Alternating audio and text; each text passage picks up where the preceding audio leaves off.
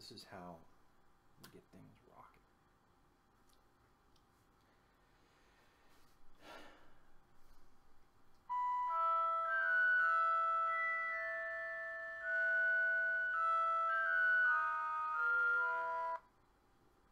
That was Cody's phone.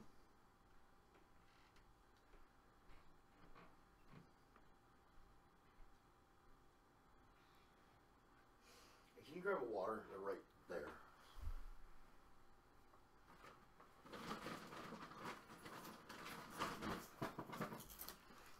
Thank you. You bet. Um, Is the producer gonna come on and join us? yeah, she's getting dressed. Okay.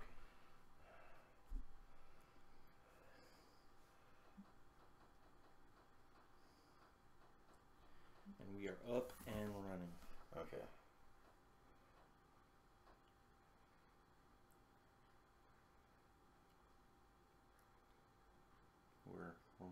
Yeah. We got about 3 minutes, guys.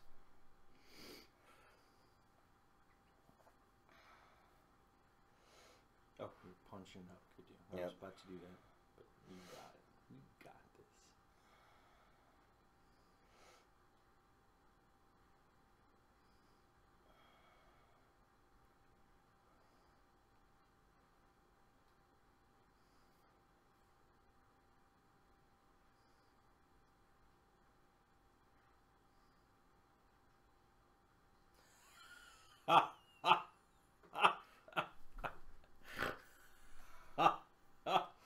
Nice. Oh my god, that's funny.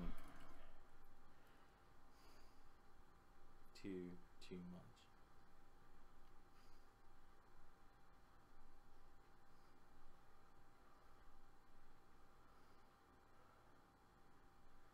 Wow. My friend Karen has a great quote this morning, and I think that's what we're going to go with. I can't help it. That's what we say when we don't want to exert ourselves. Damn.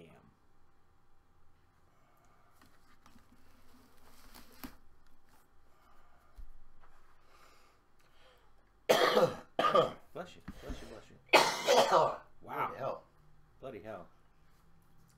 Fucking weather, man. Up and down, up and down, up and down. But the nice part is, so instead of freezing cold or snowing, today what we have is rain, which is actually really good because we need some humidity. We need to knock some stuff out of the air. Get things moving. Get things rocking into the night. No, we were. See what is up. Yeah. But yeah, it was a good jump start for the kids. I think they'll enjoy it. All right, we'll start with that. Oh yeah, We'll start amazing. with that, 'cause... Boom. All right. All right, it's 10. 10. Booyah. Welcome to Take Offense. Welcome to Take Offense. I'm Nick. I'm Cody. Go ahead. Oh, don't take offense. Take a stand. Yeah. If you take offense. That could be your conscience tapping you on the shoulder. Right. So. So Nick pissed me off this morning, and came in and told me that him and the family went and saw my favorite musical of all time, Les Miserables. Last night, yeah. And in the acoustically perfect Chrysler Center. yes. Only things I've seen in Chrysler Hall are Rodney Carrington and Gabriel Iglesias. Probably a little more. There we go. Perfect. It was those were both great shows, by the way. But Nice. yeah, no. Oh no, I take that back. We also saw. No, we didn't. That was at Sandler Center. I was gonna say we saw. What's it called? Last Comic Standing. They did a tour. With some of my hats off real quick. I'm not that guy. Now it makes my eye look black. Mm-hmm. Oh, it looks like you take it off for a second. It's not really black. No, it's not. It's a shadow. But we Les Miserables. Les Miserables is I give a thumbs up oh god, because you can't do anything else. It was really good. So Well done. Small stage, but still did very well. yeah, I played Javert in Houston. We were talking about the differences in the movie and the stage production, and I love both. Don't get me wrong. At first, when I saw the cast, I was kind of like, "Oh, really?" For the movie, because Hugh Jackman already pissed me off with Wolverine. So I was like, "Really, Hugh Jackman?" And they said Russell Crowe's Javert, which I was like, we'll see, because he's a rock singer. He's got a rock band and all that. And they're like Anne Hathaway, and I'm like the chick from Princess Diaries. Really? Catwoman. Yeah, Catwoman, the crappy Catwoman. Well, no, that was Halle Berry. But Halle Berry's Catwoman was terrible. Come on now. Damn. No, Michelle Pfeiffer is the best Catwoman. Michelle Pfeiffer. Well, do you know? It's right up there. Her and Julie Newmar. Do you know really why? Michelle Pfeiffer was an amazing Catwoman because her stunt person was a incredibly sexy martial artist, and they had a lot of scenes where some of the coolest scenes were actually her. You just couldn't tell who it was because they shot the angles and stuff. Yeah, really good. Oh, and she's wearing a mask. And she's wearing a mask, and nobody's looking at her face in that little outfit. I remember being in California after that came out, and people are doing Halloween. Dude, was Catwoman. There were a lot of Catwomen running around. It was like, wow. Movies seem to set the scene for what's going to be the big costume that year. Oh my god! You had Suicide Squad come out, so everybody wanted to be Harley Quinn. You had Deadpool came out, and everybody wanted to be fucking Deadpool. And the same thing at the Comic Cons, people all dress up like that. Well, this wasn't like people we were handing out candy to. This was my buddy Stu and I went to the bars. Yeah, oh yeah. And all the honeys were dressed up as Catwoman, and they did it. It was amazing. Stu and I just sat there with our beers going. Oh my god. We just won't mention this to your wife, dude. Yeah. You had I knew the Thenardiers were going to be great because it was Sacha Baron Cohen and Helena Bonham Carter playing the Thenardiers, the innkeeper and his wife. Which was hilarious. The innkeeper and his wife is, I think, I suspect the scene with the innkeeper and his wife was one of the scenes they put the most effort into. You're talking about Master of the House? Okay. Yeah, because that wasn't the only scene with them, but yeah. No. The Master of the House. Master of the House was a great scene. It was an unbelievable scene. I mean, it really broke up the movie a little bit, gave you kind of a comedic spot to which you need. Yeah. It's not a happy movie. It's really not. Dude, or production. It's not a happy production. For those of you who don't speak French, Les Miserables means the miserable ones. Yeah. And lots of people are miserable. French Revolution, this was not a good time in France. In fact, there's a scene where some kids are having like a little mini revolution. It's the revolution before the revolution. Yeah.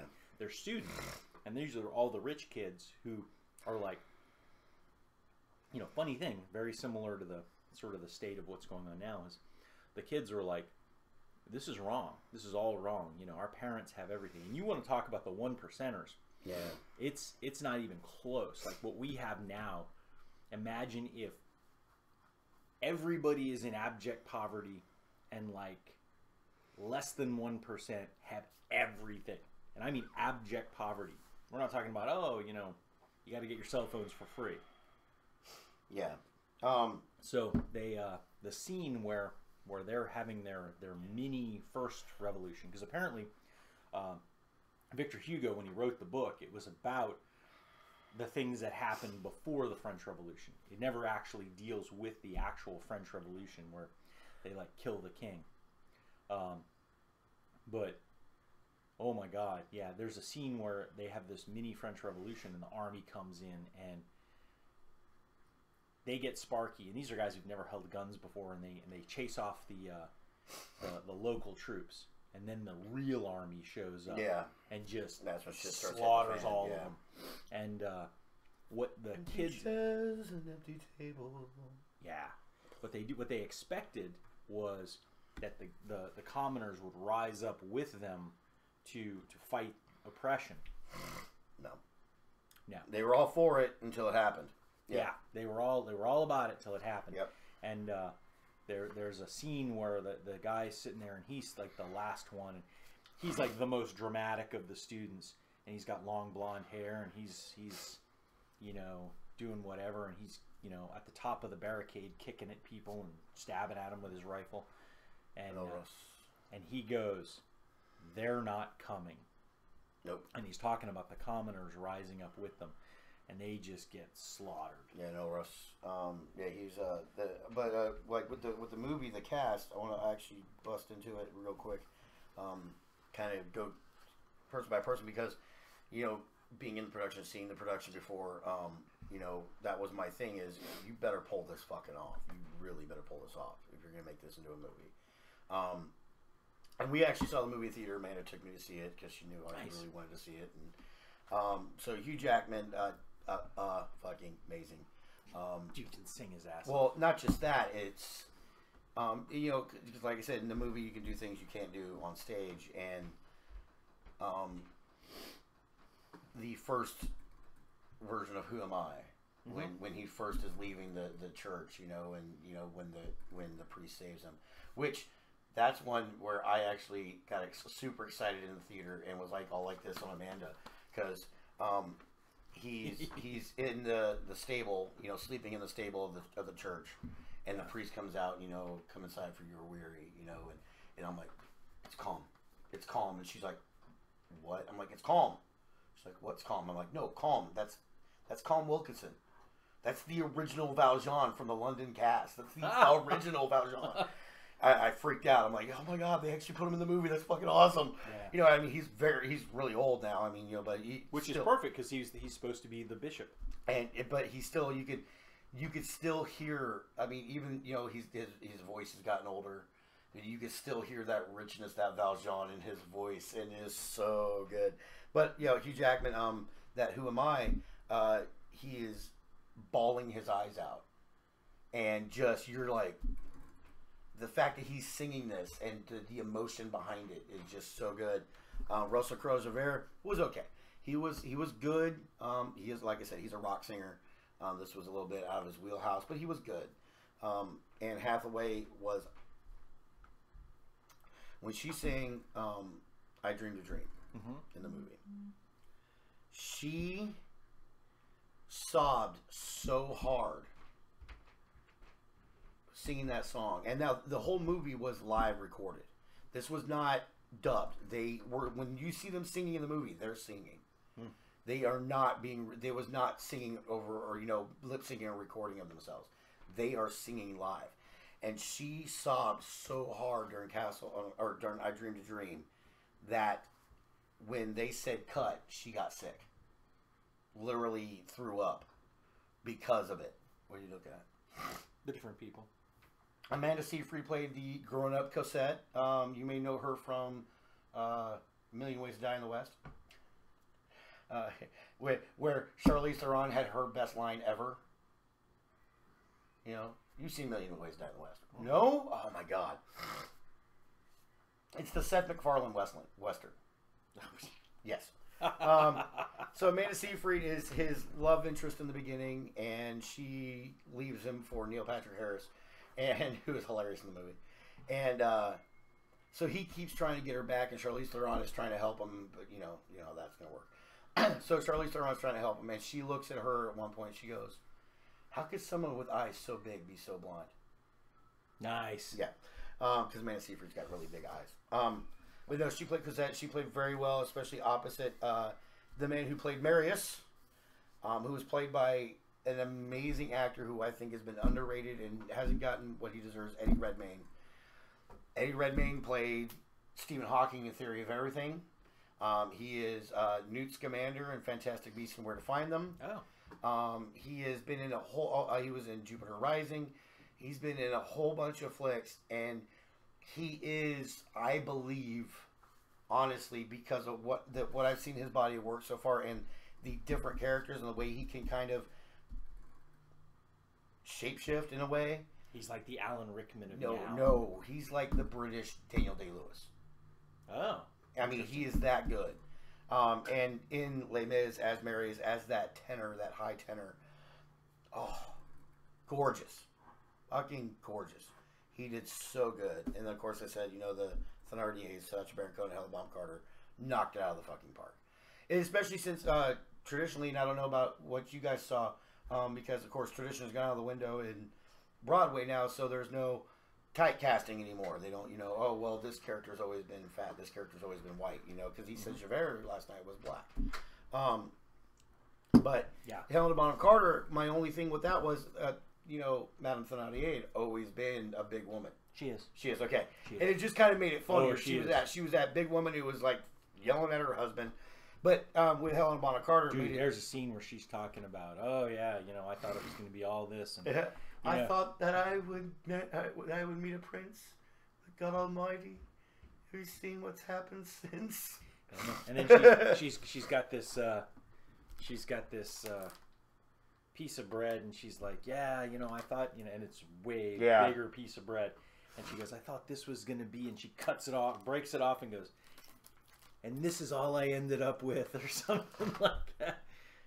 Yeah. Yeah. Well, see, what happened with Helena Bonham Carter was she was able to be more of a flirt, you know, with the gentleman and stealing their stuff while she's flirting with them. Type oh of yeah, no, movie. that's yeah. But no, it's it was wild. Thinks he's quite a lover, but there's not much there. Yes, that's the line. Yes. Yes. Tears a little hunk of bread off and goes. But and then she starts hacking at it. And Ulrus, Eponine, they were outstanding in the movie. My 14-year-old, of course, was hilarious because she's like, let me get this straight. They glance at each other once and they're in love. Yes. Oh, love at first sight. Love at first sight. But you gotta remember, Victor Hugo. You have to be a 14-year-old to truly appreciate the scathing. What? You gotta remember, Victor Hugo was a bit of a science fiction author, so. The kid who played Gavroche, the young gentleman who was leading the Children of the Revolution, basically. He was a. Where are you going? Okay. Yeah, just unplug my controller. But what else is great too? Like the opening scene where they're pulling the ship in. Mm-hmm. Because in the thing they're using in the prison oars. they're well no oh in that they're using oars. In the stage in the oars. In the movie, you have pulling like over 1,000 dudes holding ropes pulling that ship into the dry dock, and the ship's listing like this, and yeah, it's beat the shit, you know, and so they're pulling, and that was water splashing up on these guys, and they're singing, and it's like holy crap, man! And Hugh Jackman, because of Valjean was known for his incredible strength. Yeah, he was a super strong dude. And at one point, they actually had him carry the mast, like with the flag on it, wet. So he's like, retrieve the mast or retrieve the flag. So he has to go and pick that shit up, and carry it. Hugh Jackman got in better shape for Valjean than he did for Wolverine, and that's not a joke. Yeah. That's coming from him. They in the extra scenes, you know, extras on the DVD and Blu-ray, you see him with probably 50 pounds of chain around his neck doing push-ups. Yeah. He was incredibly jacked for that movie. And you never see it. The Jean Valjean, because the Jean Valjean in this, you know, is wearing a coat. And I saw the parts of the original on VHS. Yep. And yeah, the Jean Valjean in that, yeah, he's supposed to be stupid strong, but he's always wearing a doublet, so you can never see. But then he like picks up picks up a carriage. Yeah. The carriage is laying on some dude, and he just picks it up. Mm-hmm. And that's when Javert... Yeah. Javert's like, you remind me of somebody. Yeah.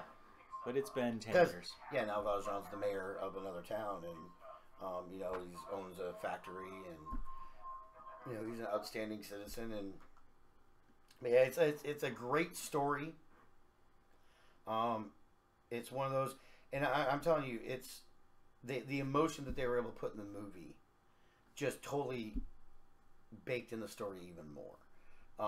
Because you can't show that kind of emotion on stage. It's really difficult because, one, most of the people aren't right up to you, so they can't really see your expression that well. Or whether or not you're crying or whatnot, you know, and you have to convey that in certain ways on stage. In movie, you can just do a close-up on somebody, and they're just, and like I said, we'll have to take a look at it and see what we think. I'll have to make Laura watch it. Make her? The movie. She hasn't seen it? She doesn't want to see it. Why? Because she hates Russell Crowe. And like I said, that's her favorite character. I don't like Russell Crowe either, but he did pretty good. Tell her to watch it for Valjean and Fontaine, and tell her that they make that movie amazing. Tell her that Colm Wilkinson is in it. Okay. Calm. No, yeah, stay calm. No, calm. COLM. Yeah, no, it was. Well, Eddie Redmayne. Yep. Yeah, it was really interesting because, you know, one daughter is super teenagerish, and she vibed totally with a different crowd. She actually was. She more related to the little girl in the red beret who Marius doesn't even acknowledge. Eponine. Yeah, doesn't even acknowledge her, but she's totally got it from him. And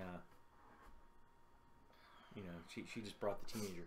And the youngest, we did not bring enough tissues for her. Oh. That was a blubbering, sobbing mess through the entire production. The toughest one for me is always Gavroche. That one's always been the toughest for me in the show. Watching Gavroche, and then watching him in the movie was even worse because you know you're up close now and you're right there with the character, and it's like, oh, man. Which is Gavroche? The little boy. Oh, right. Well, he has a very key role. I realized that was one of the linchpins that sends Javert over the edge, because you know he would the little boy would like hang out with him and like, you know, sort of. Valjean? No. Javert, the little boy would like hang out with Javert, and he saluted him a couple of times when he walked by, and kind of got the idea that Javert dug him, and then he finds the little boy's body, and he's like, this is wait a minute, dude, let me go, and this kid who idolizes me got killed, and that's so then he goes crazy. But very well done. Yes, very well done.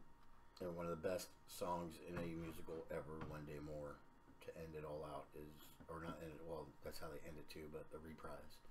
But One Day More right there in the middle, just... Yeah, everybody does their thing. It is so good. But yeah, that was a great show. If you've never seen Les Miserables, watch the movie and then go see it in theater. Either way. Either way. You can do either or. You can do either or. I was saying watch the movie because you can do it, you know, now. Yeah. You just jump on instant gratification box and you just pull it right up. Because we can do that these days. Tons of instant gratification. We don't have to wait. Why wait? Yeah. We just don't need it.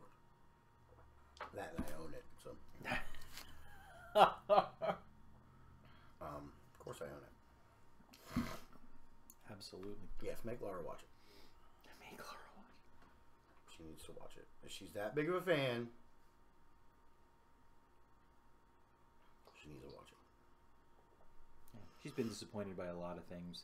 She has this. Well, I mean, no. I'm saying she's been disappointed by enough things. She might as well, watch something and be a little disappointed if she can get some good entertainment out of it. But there's a thing Laura does, and it's kind of interesting. It's called Fruit Punch, and she had this dream once where she had this fruit punch, and it was the best fruit punch she'd ever had. It was amazing. And she woke up jonesing for this fruit punch. And so she went to the grocery store and bought some fruit punch. And it wasn't that good. So she went out and she found some different fruit punches. And for years, she bought all these fruit punches, and none of them like matched up with her dream fruit punch. So when we talk about stuff, if she quote unquote builds it up too much in her head, she calls it fruit punch. She goes, God, I hope this isn't fruit punch. Because we went and saw it, last night, and she was like, man, I love this. It's been a long time since I've seen it. I'm really hoping I'm not fruit punching it. And oh yeah, Laura makes pulled pork in a crock pot. That's chicken. Oh, it's chicken chicken. enchilada casserole. Oh, chicken enchilada casserole in a crock pot. Yes. That looks pretty amazing. This might be dinner. This might be dinner. Nice. You guys got a crock pot? We got like 3 crock pots. Oh, that's super handy. Yeah. Crock pots are awesome. Mm-hmm. They had this new crock pot that a buddy was telling me about. It's called the hybrid pot. And what it is it's a crock pot or it's a power steamer. And you can cook an entire meal in like 20 minutes. You chop it all up, throw all the stuff in, clamp it down, hit the button, 20 minutes, done. Like an Instapot. It's an Instapot. It's magic. It's like frickin' what's her little blonde girl in Fantastic Beasts. She starts waving her wand around and amazing things start popping up. You noticed her wand? I was assuming they always use wands. Yeah, and that's a pretty girl too. I love that about Fantastic Beasts. The fact that Randy Daytona, and I call him that from Balls of Fury, was like the human. Was amazing. The Muggle. Well, no. He's not a Muggle in America. They're No-Maj. No-Mages. He was Muggle. Yeah, he had Doc's laugh. he Giggle juice. Sip of the goose. Yep, he had Doc's laugh. Dude, I could not stop laughing, and people were looking around like, "Is he laughing or is?" It's so good. I was dying because you start laughing around me, I'm done. Yeah, I just can't. I can't. But he was great in that, because when I first saw him, that was one of those where I was like, he's always more of a goofy, like really stupid goofy actor, because he did Balls of Fury, he was in Fanboys, Yeah, he did such a great job. No, I mean in Fantastic Beasts, he was absolutely. I mean, the whole cast was great. Yeah, I like those two guys. He's in the rugby gear, and the giant rhinoceros looking thing is running at him. He's like, ah! Oh my god! Don't startle it; it'll explode. What? Yeah. Irish protest for the removal of Lucky Charms leprechaun image because it's offensive. Just kidding. The Irish aren't offended by jack shit because they're not pussies. I am sharing that to take offense right now. Oh my god, that's hilarious. Oh, Lord have mercy. Yeah. Yeah, politically correctness is not our friend. No. Political correctness is how you take people and just get them to be whiny. Have you bitches. seen this new shit? I don't remember where it was. Well, who's walking in our door? Hello. Hey, okay. But this new thing they got. They the youngest just got home, so yeah. It was this soccer team that they have now, or the soccer league they have now, to help build the kids' self-esteem and things like that. They don't use a ball. Yeah, they take the balls away. They kick air, Take and they're like, "Good shot. You didn't shoot anything. You just kicked the ball or you kicked air, and the coach is like, "Good shot."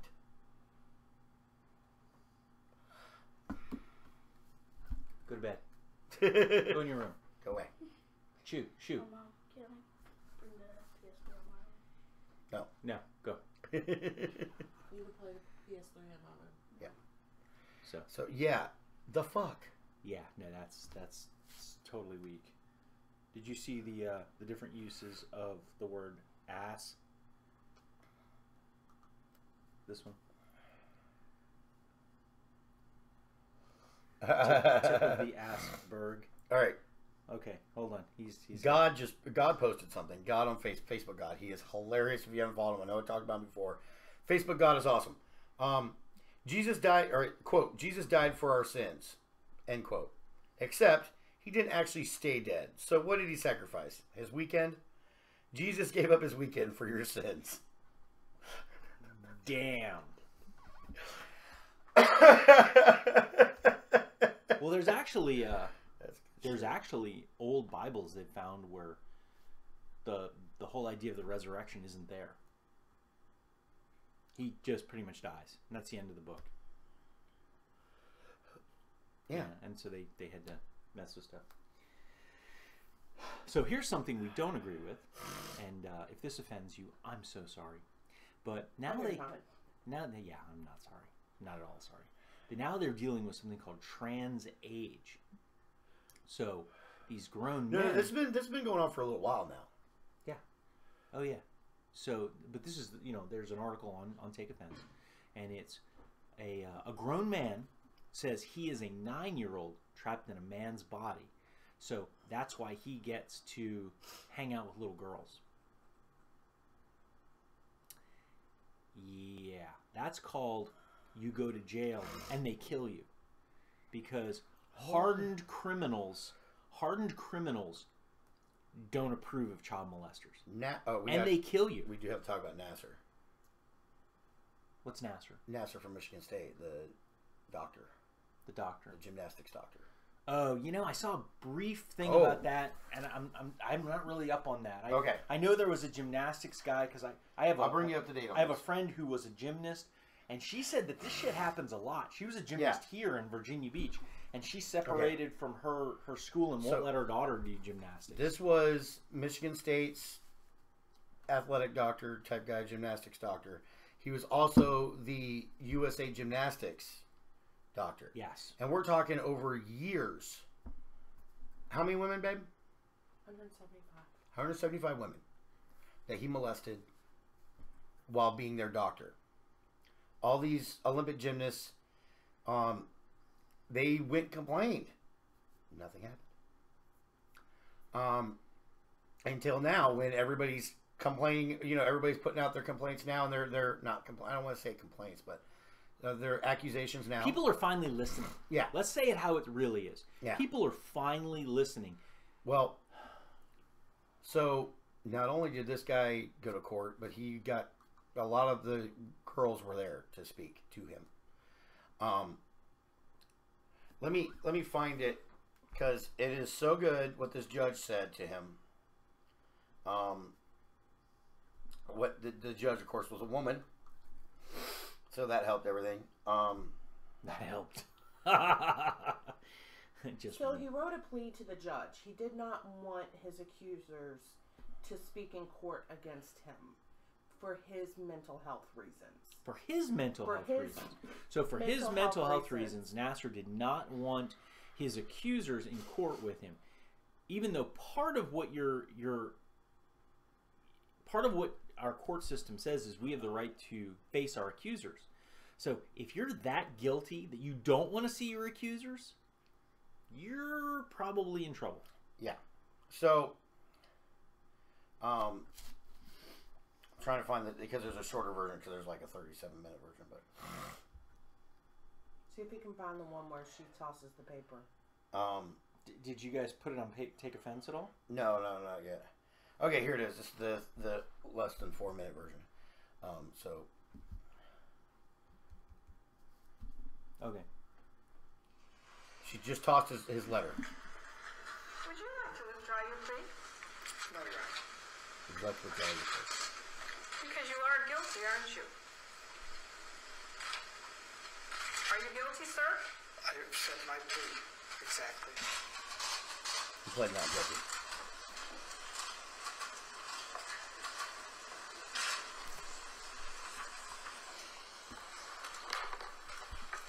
The new sign language has become treatment.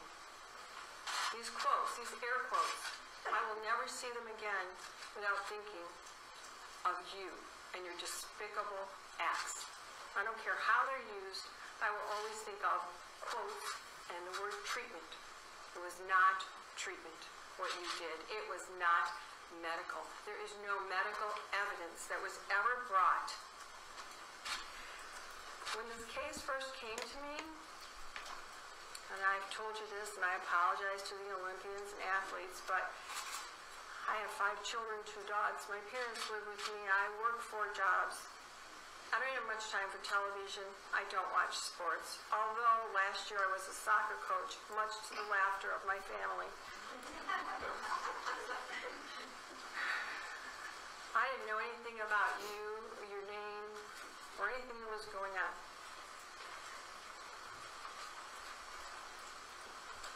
And so when I kept saying, we're going to trial, here's the date, and everyone wanted more time, I said, no, here's the cutoff. And then the cases were merged and we delayed it. And I still thought, well, maybe there's a defense of medical treatment. And why did I think that?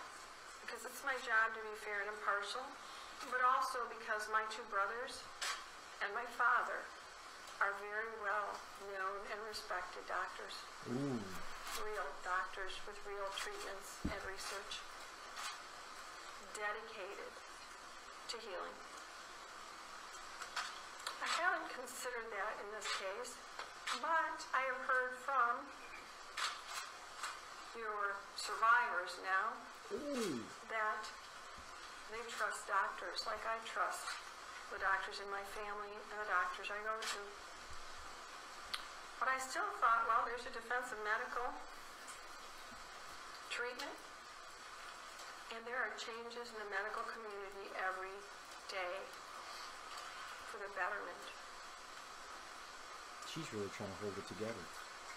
Oh no. So up until the time we pled, I believed that maybe there was a defense here, despite the felony information. I was ready for trial. Your counsel was ready for trial. The Attorney General's office was ready for trial. You, sir, decided to plead because there was no medical treatment. You did this for your pleasure and your control. You plea bargain? This letter, which comes No. 2 months Pled not after your guilty. plea, tells me that you have not yet owned what you did, that you still think that somehow you are right, that you are a doctor, that you're entitled, that you don't have to listen, and that you did treatment. I wouldn't send my dogs to you, sir. Oh, that wasn't the full thing. Dude. Now they are seeking the media attention and financial reward. This is a more broke down version.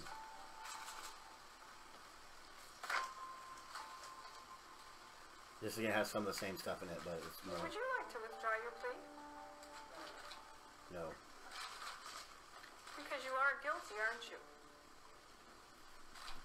Oh, they're Are you replaying guilty, this. sir? It's going to be just more chopped up. I said my There plea was no exactly. medical treatment. You did this for your pleasure and your control. You still think that somehow you are right, that you are a doctor, that you're entitled, that you don't have to listen, and that you did treatment. Now this guy's a sicko. I wouldn't send my dogs to you, sir.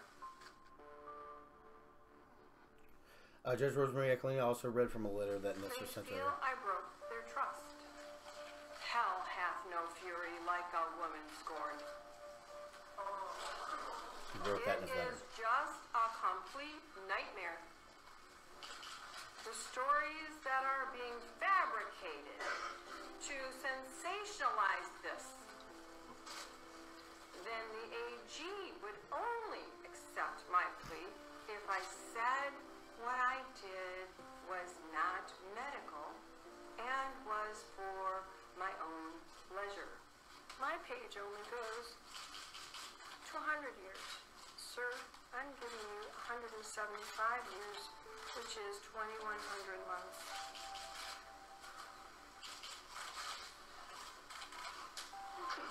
I just signed your death warrant. Whoa! Oh, that was the sentencing. yes, she gave him 175 years. So she said her page only goes to 100 years. Yeah, I guess I guess she had to sign multiple. 'Cause I guess they can only sentence for 100 years. So I guess she Because broke you're it. sentenced per charge. Yeah. So I think. Like Oh, she had to one like of them- scratch out 100 and write 175 in. Yeah. So that is no possibility of parole. Yes. Is that He's up for parole in 99 years. Oh wow! Yeah. Holy smokes! He's not gonna make it, dude. They're gonna kill him. Yeah, he's so gonna get fast. killed in prison. Well, it's going to take a while because with him being such high profile and the nature of his crimes, he's going to probably be in protective custody For a little bit. long. Yeah. So was Dahmer. Bye bye. But how long did it take before they knocked his ass off? Yeah, Yeah, it was a while. It's But- not going to be immediate gratification. No. But she also told him she said it is my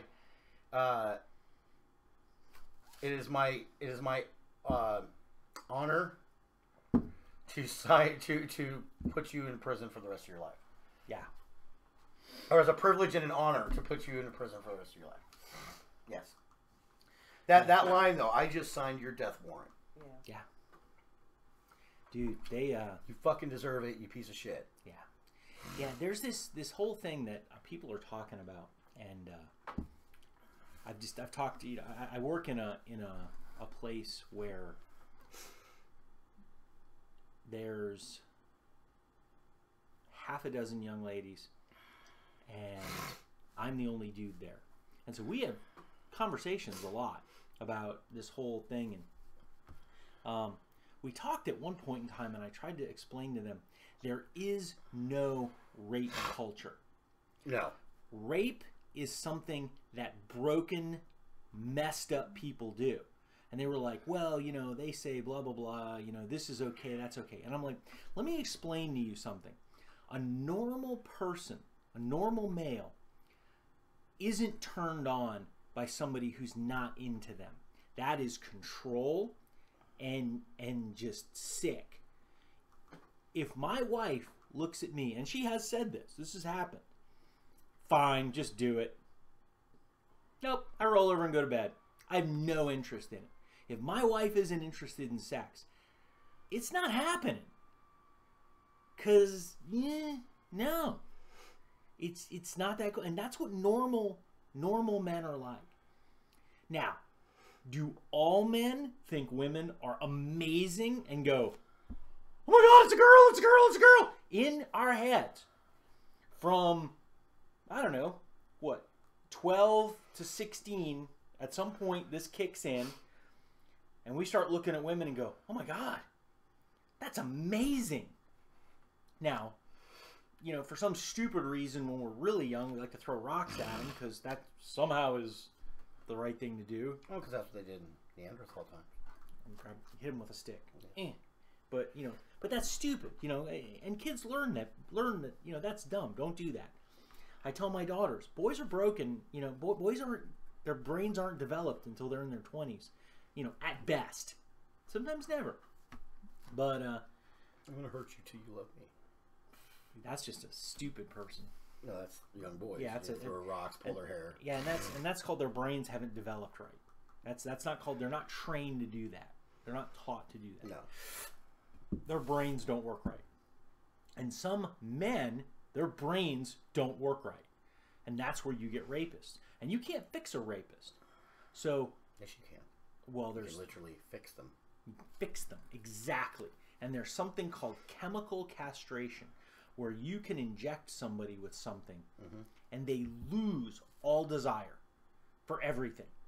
Their passion I don't- leaves I don't their agree with life. It's the same I don't chemicals agree with that that. are in women's birth control. I don't agree with that. What you don't agree with? I don't Chemical agree with- castration. Don't take away the want. Take away the ability. That way they suffer with the want. Didn't you ever watch Sin City? No. Okay, part of Sin City was the guy shoots his balls off, Okay. and shoots his dick and balls off. Okay. So he then transfers that into kidnapping and torturing women because the want is still there. Oh. So if you pump them full of this stuff, they have zero passion. And a life with zero passion is fucking horrible. Can't we do both? I have an idea. See, no. Sure. Here's the thing. Do Here- both. Here's the thing. I have the perfect punishment for serial rapists. Perfect punishment. It's up to you whether or not you get castrated. It's up to you. Not even castrated. Yeah, just shit just chopped off. That's It's up castration. to you. Yeah. Here's why it's up to you. And it's really cheap. Our government can afford it. 3 chairs and a fishing line. That's all you need. 3 chairs, fishing line. You lay them across the 3 chairs, head, butt, feet. Take the fishing line down into a little noose, put it around their stuff, and pull out the middle chair and see how long they can stay up on their heels and their head. So it's their choice how long they can stay up. Now, there's no time limit, of course, but still. So Can you beat the clock? Let's see if you can do this for... Okay, we'll put a time limit on it to make it humane. So here's 4 hours. here's my reason for chemical castration. And it's a much less dramatic reason. There are people that are not guilty. There are people that were set up, and people that people claimed they raped them even when they didn't. Well, now here's So the thing. if you get convicted of rape and you are chemically castrated, you can reverse that. Now here's the thing. I don't think that castration should happen on one conviction. Oh, okay. Because that's what it is quite often, is that one conviction where they've never shown any signs of anything with anyone else they've ever been with. It's like that you pissed some chick off and now you raped her. Yeah. Okay. Well, that's what they need. They've got a new thing. It's really interesting. It's not a new thing. I'm actually lying. They've had it for years.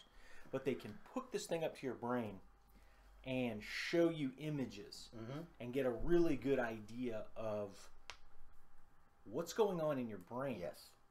So you can test people. Now you've got to have the right people set up the test, and it's got to be properly done. But you can figure it out. It's kind of like Rorschach. Kind of like a Rorschach, except this is not a Rorschach where you show them a picture and ask them how they feel. This is you show them a picture, over here you go, and then they have a response, and they can't hide that response. It is the most intense lie detector ever. It is a truth detector. Woman with large breasts. Woman with medium breasts. This one looks like you with breasts. Stevie Shammy Armageddon. Oh, I got you. But there you go. We'll go for the joke there. You got to break it up, loosen it up. We need a little master of the house to break things up.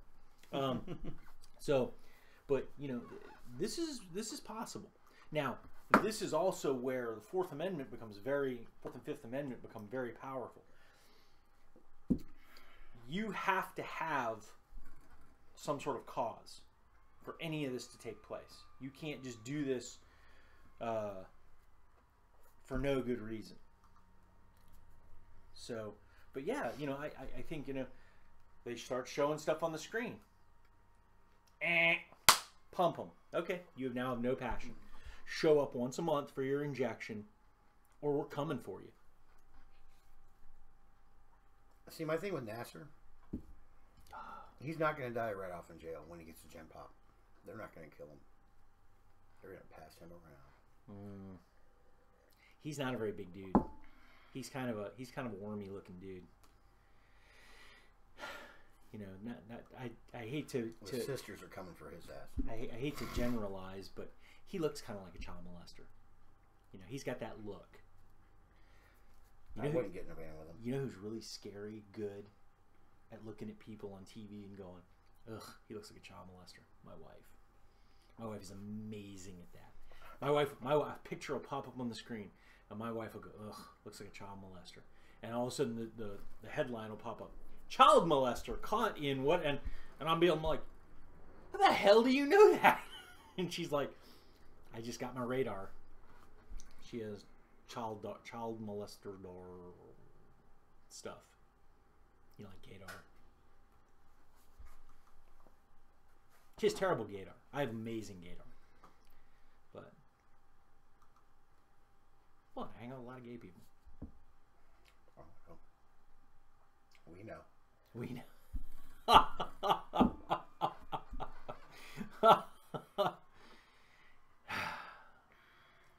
Crazy. Take you to church and pray it out of you. Yeah, pray the gay away.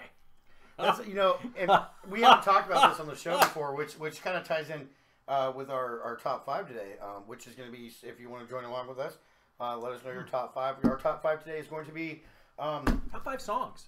regardless of genre, Just out there. your top 5 favorite songs. So this one kind of ties into that. I mean, it's not in my top 5, but Being gay? no, songs. Oh, Dick. okay. It's a really good song though. It's by Hozier. It's called "Take Me to Church." Yeah, that's a weird song, dude. Not really, if you know what it's about. Okay, because I don't know what it's about. There you go. I've let never. me, now, hold on. now, while the Spanish Inquisition talked about take me to church, sharpening knives, and all that sort of stuff. Yeah. Well, here's what here. Let me pull up the lyrics here. And it's repetitive. Ish, but it makes sense. Okay, lover's got humor. She's giggle at a funeral. Knows everybody's disapproval. I should have worshipped her sooner. He's talking about her as in God. If the heavens ever did speak, she's the last true mouthpiece. Every Sunday's getting more bleak. A fresh poison each week. We were born sick. You've heard him say it. He's gay. Oh, okay. My church offers no absolutes. She tells me worship in the bedroom.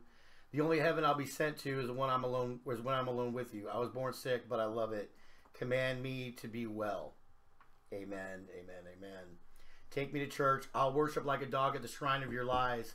I'll tell you my sins, and you can sharpen your knife. Offer me the deathless death. Good God, let me give you my life. So in other words, the church is telling them, no, you're not really gay. We can fix this. Or we're just going to fucking take you out type of thing. Damn it, I keep doing this shit.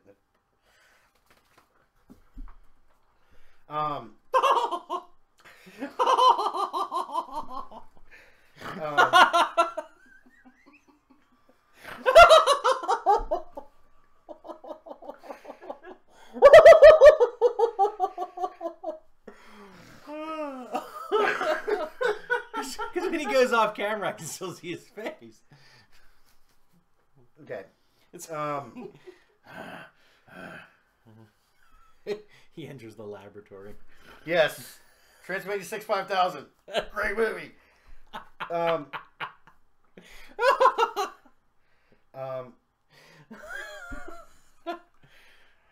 all right. Okay, back to yeah. So like things. lines like something meaty for the main course. That's a fine looking high horse. What you got in the stable? We've got a lot of starving faithful. Yeah. So you're focusing on our sexuality when you should be focusing on your people. Well, that's the weird part, and this is the odd part. If you read the New Testament, at no point in time does Jesus ever talk about homosexuality. He doesn't. Dude, Now, there were 12 dudes roaming the freaking desert. this is the part that cracks. Somebody got some side pieces. This is the part that cracks me up. It doesn't crack me up. It actually makes me really sad, and this actually leads back to Les Miserables. If you watch Les Miserables, the one word that kept popping into my head over and over while watching this movie was hypocrisy. Massive amounts of hypocrisy. Every scene where somebody suffers, hypocrisy was at the core of that scene. I mean, the scene where I keep wanting to call her Fiona. Who's Fontaine. Crap. Fontaine. The scene where she's beaten by the noble. Hypocrisy. Massive. You know, I'm a noble. You're a scumbag. You know, but yeah, he wants to tap it. So really, Yeah. the Come on, dearie, make money in your sleep. Yeah, that line killed me. I mean, That was so such well a written. good line. It's all so there's those lines in there that just pop in. You're like, But the hypocrisy is Yes. so massive. I mean, and that's like a huge web of suffering in humanity. Is, you know, if you look at suffering, just sniff around for a little hypocrisy. Look at our government. Ugh, hypocrisy, such hypocrisy. Yep. Oh my God, it's massive, and people just swallow that shit like a big old donkey dung. Holy crap. you're a little too good at that. I don't have much of a gag reflex. That's not what the donkey I needed the money. said. Yeah, you can choke down a donkey dung. Little boy blue. He needed the money. Cinema Chain in Texas does an annual event called Jaws on the Water, where people can watch Jaws movies while floating on a lake. Yeah, I've seen that. That would give, if my buddy Rich hadn't passed away from something else, that would give him a heart attack. Why? You're on a lake.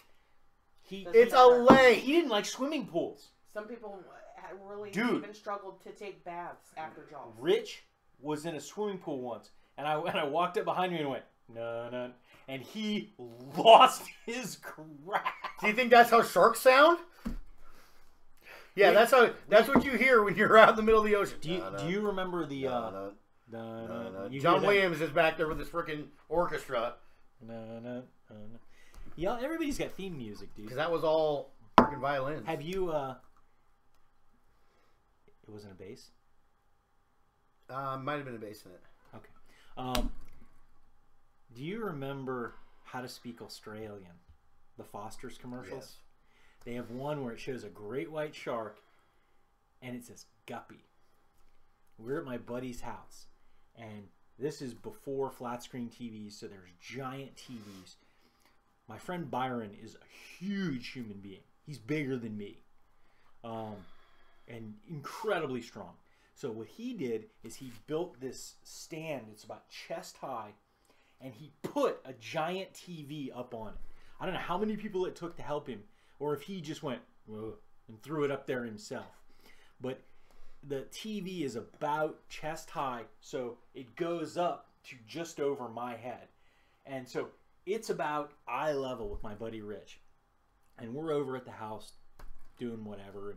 And Byron was also like this mad scientist. So he cooks a bunch of stuff and he lays it out, and we're having like a little party.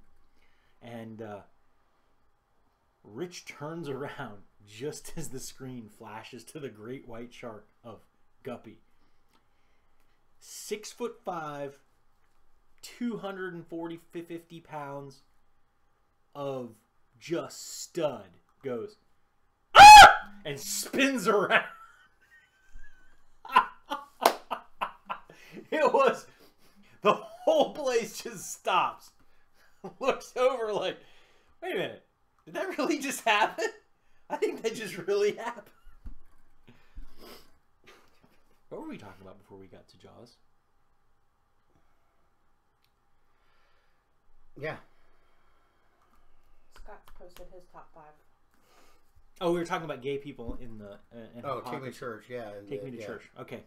But yeah, no, that's what it's about. It's basically take me to church so I can hear you tell me how wrong I am, and tell me how we're sick, and because he does say it later in the song, because we were born sick, we were told it. Then later in the song he goes, we were born sick, and I love it. I mean, Yeah.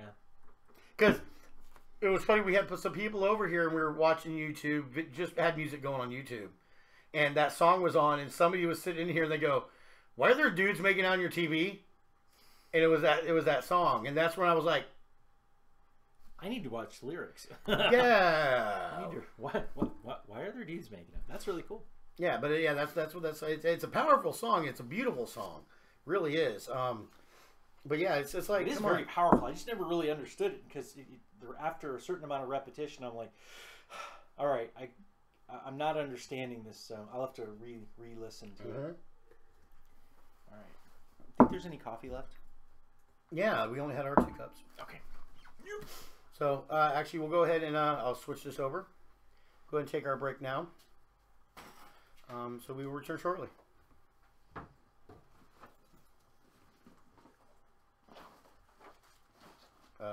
How do you do this? You click it down. Oh, Click the down arrow, and it'll move it down to this arrow? down. Yeah. Boom. There we go. There you go. Why can I not think of 5 songs? Really? You can do it. I know you can do it. I have. 4. Oh, shoot. I had mine in my head this morning. I have mine written down on my phone. Okay. Do you guys ever? Oh. What? I'll tell you later. Was one of them there? Crap. No, into the electronic part. Yeah, that was unfortunate. Where was it? It ran into the screen. We do that because it's lit up in the room.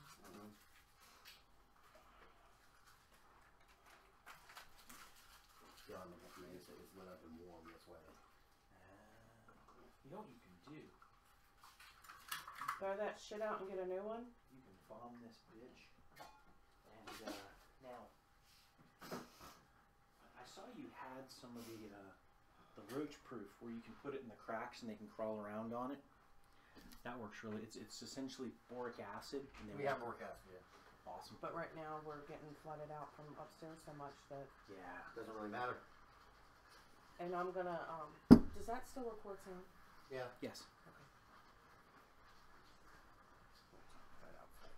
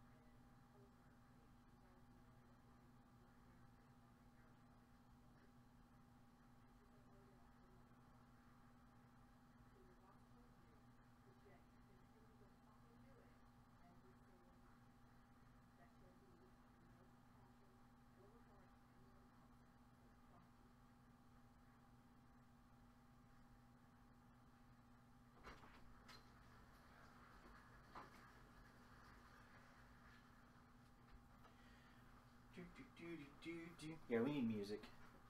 Need some sort of music to go along with this. Oofa!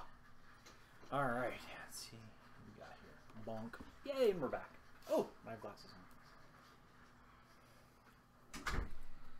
Oofa. All right.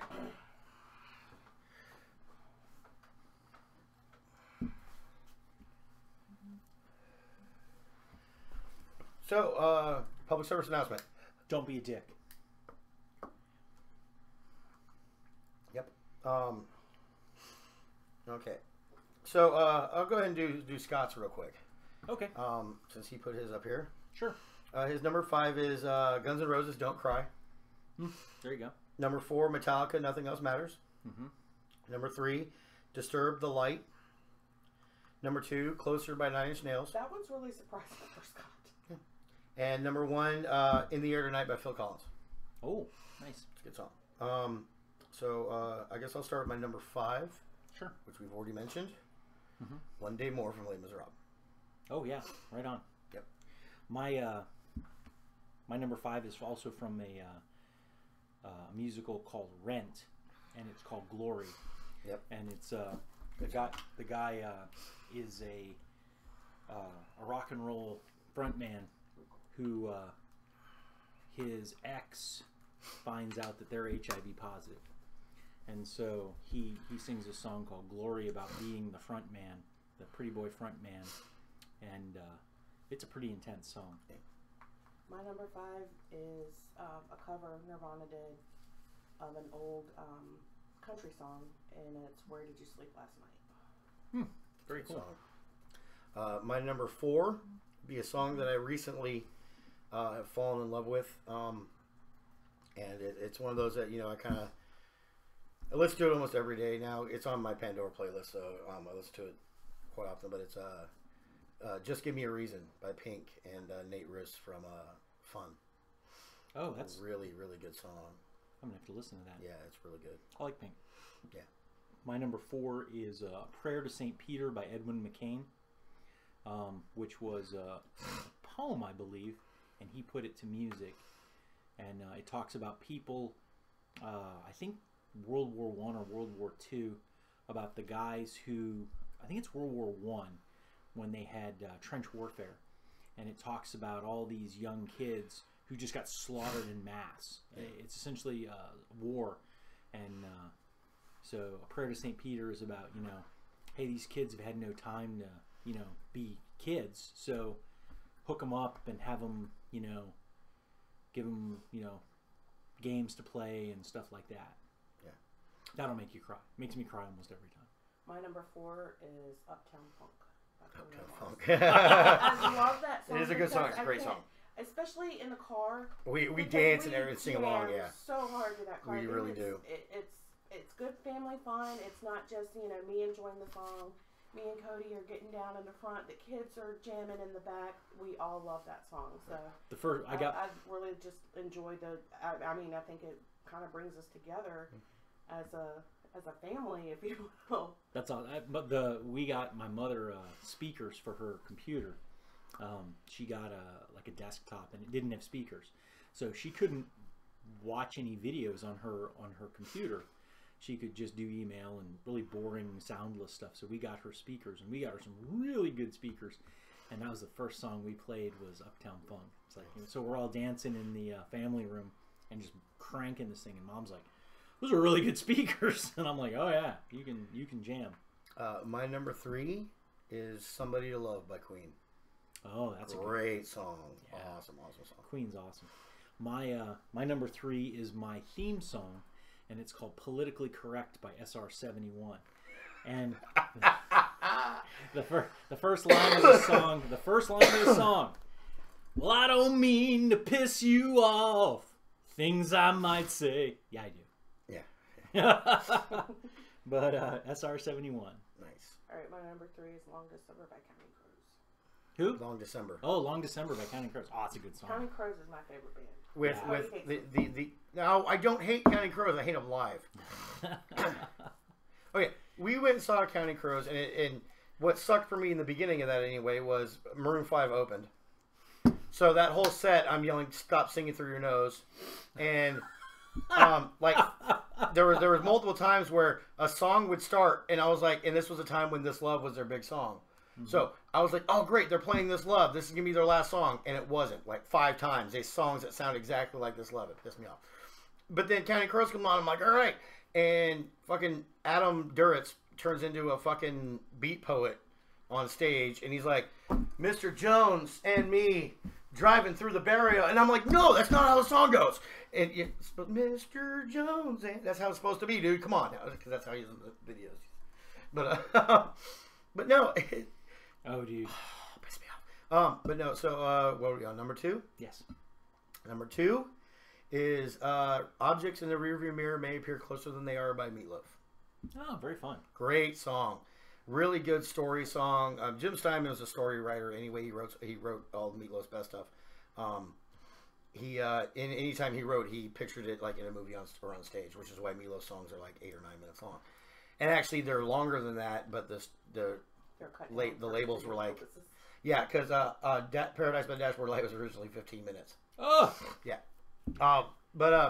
No, it's a really good song. A powerful song. It talks about growing up and coming of age and things like that. But you know, it's something a lot of people could connect to as well if you really listen to the lyrics. It's really, really good. So. Number 2 for me is going back to Cali. Going back to Cali. No, my youth. I don't think so. It's "Here I Go Again on My Own" by Whitesnake. Because I was a young man. Tawny Katane on the car was hot as hell. Tawny Katane. Tawny Katane on a car. Yeah. Tawny Katane. Wow. All right, my number 2 is "Bad Day" by Fuel. Oh, It's a good one. absolutely. Again, another song I think most people in the world can relate to. Yeah. All right, number 1 is, and it's been my number 1 for a long time, and it's "Hook" by Blues Traveler. Oh, nice. It's one, John Popper is one of the greatest harmonica players ever, and he has amazing solos in that song. 2, it's catchy, which is the point. It's talking about the hook. The hook brings you back. You know, it's what pulls you in, but it's using it in like politicians and the hot girl and stuff like that. They use that hook to bring you back. Okay. You know, they tell you what you want to hear and make it catchy for you, so they bring you back into it. And then there's a rap break in it, kind of ish rap break. It's not really a rap, but you know, it's basically John Popper going really fast with Paul Schaefer. Paul Schaefer. Paul Schaefer's in it in this. No song. kidding. Yeah. So the part in the song where suck it in, suck it in, suck it in like a rinse and a rambling, make it just remove a let you win, and the begin. That's John Popper and Paul Schaefer. Oh, fun. Yeah. So Paul yeah. Schaefer was the music guy on Letterman. But for- before that, he was the band leader. It was Paul Schaefer and the Saturday Night Live band. Oh. He was the original band leader for Saturday Night Live. He was actually supposed to be in the original Blues Brothers movie because he was the original band leader when the Blues Brothers came out on SNL. But because he'd already switched over to a different station and was with Letterman, they wouldn't let him let him go do it because of the contract. So that's why he's in Blues Brothers 2000 actually, because they're like, come on, let him do it. You know, so yeah, he was one of the, and he actually got to play with the Blues Brothers too for a little bit during the end of the movie. But yeah, that's Hook is just a great song. I love it. I've always loved it. My number 1 is very similar. A very similar reason. It's because it's a song that I can remember forever, that never gets old, and it's "Streetlights" by Journey. Nice. Yes. It never gets old. Streetlight people. That's "Don't Stop Believing." Never. "Don't Stop Believing." Is that what it's called? It's called. I know there's streetlights. Don't stop believing. Okay. It's pumping him. Baseball. Like, I don't know. What the Dude, that's like one of the most iconic songs ever. It How do is. it's Exactly. not close, but you didn't even know the name of it. Don't stop believing. Living just to find Hold on emotion. to the feeling. Street Streetlights. Yeah. It's "Don't Stop Believing." Okay. Well, That's your favorite song. You didn't even know the name.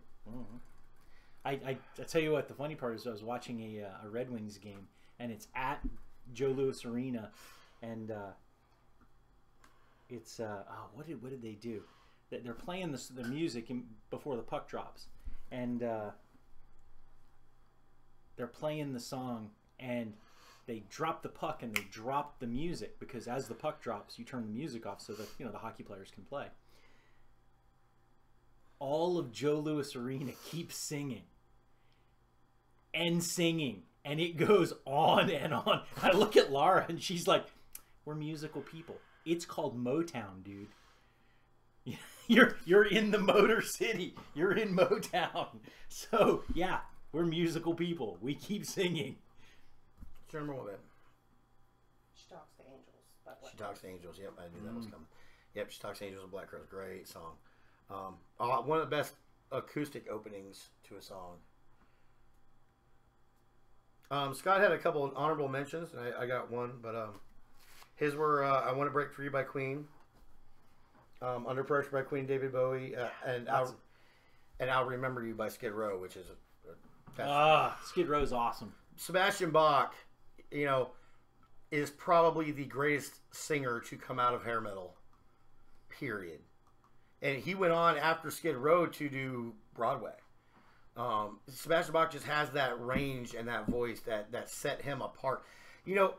Every genre's got that one singer. It doesn't hurt that he looks like Edge too. He's got the hair and Edge. Like Edge. Did you see My honorable mention though is crap. I just lost it. and doesn't count. Yeah. Did you see the 25th anniversary of Raw? No. We DVR'd it just Great. for kicks and giggles.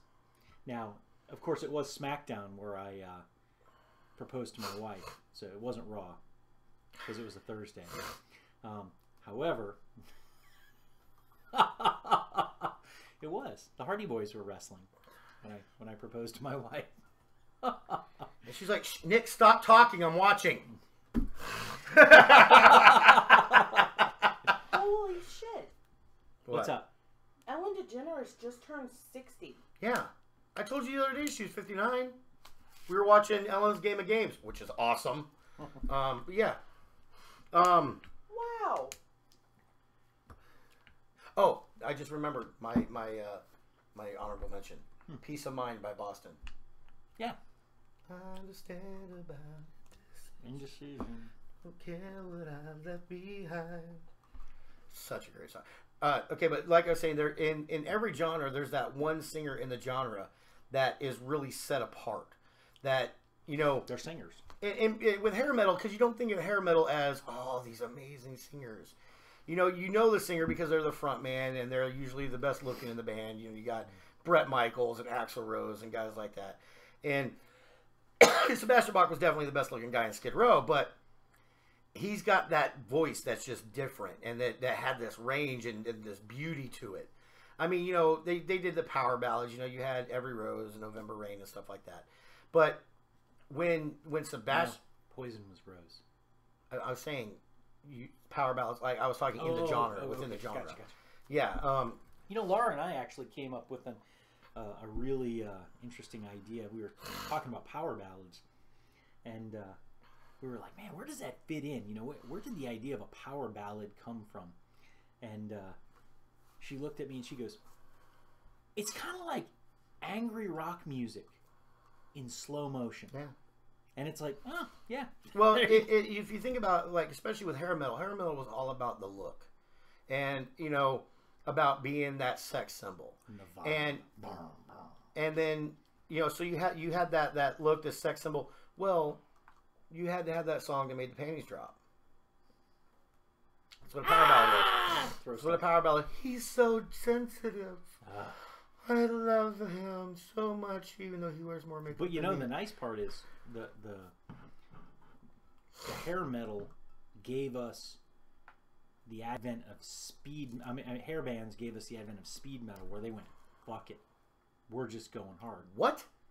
Like Metallica in the beginning, when they were all about Metallica started in the early 80s. Mm-hmm.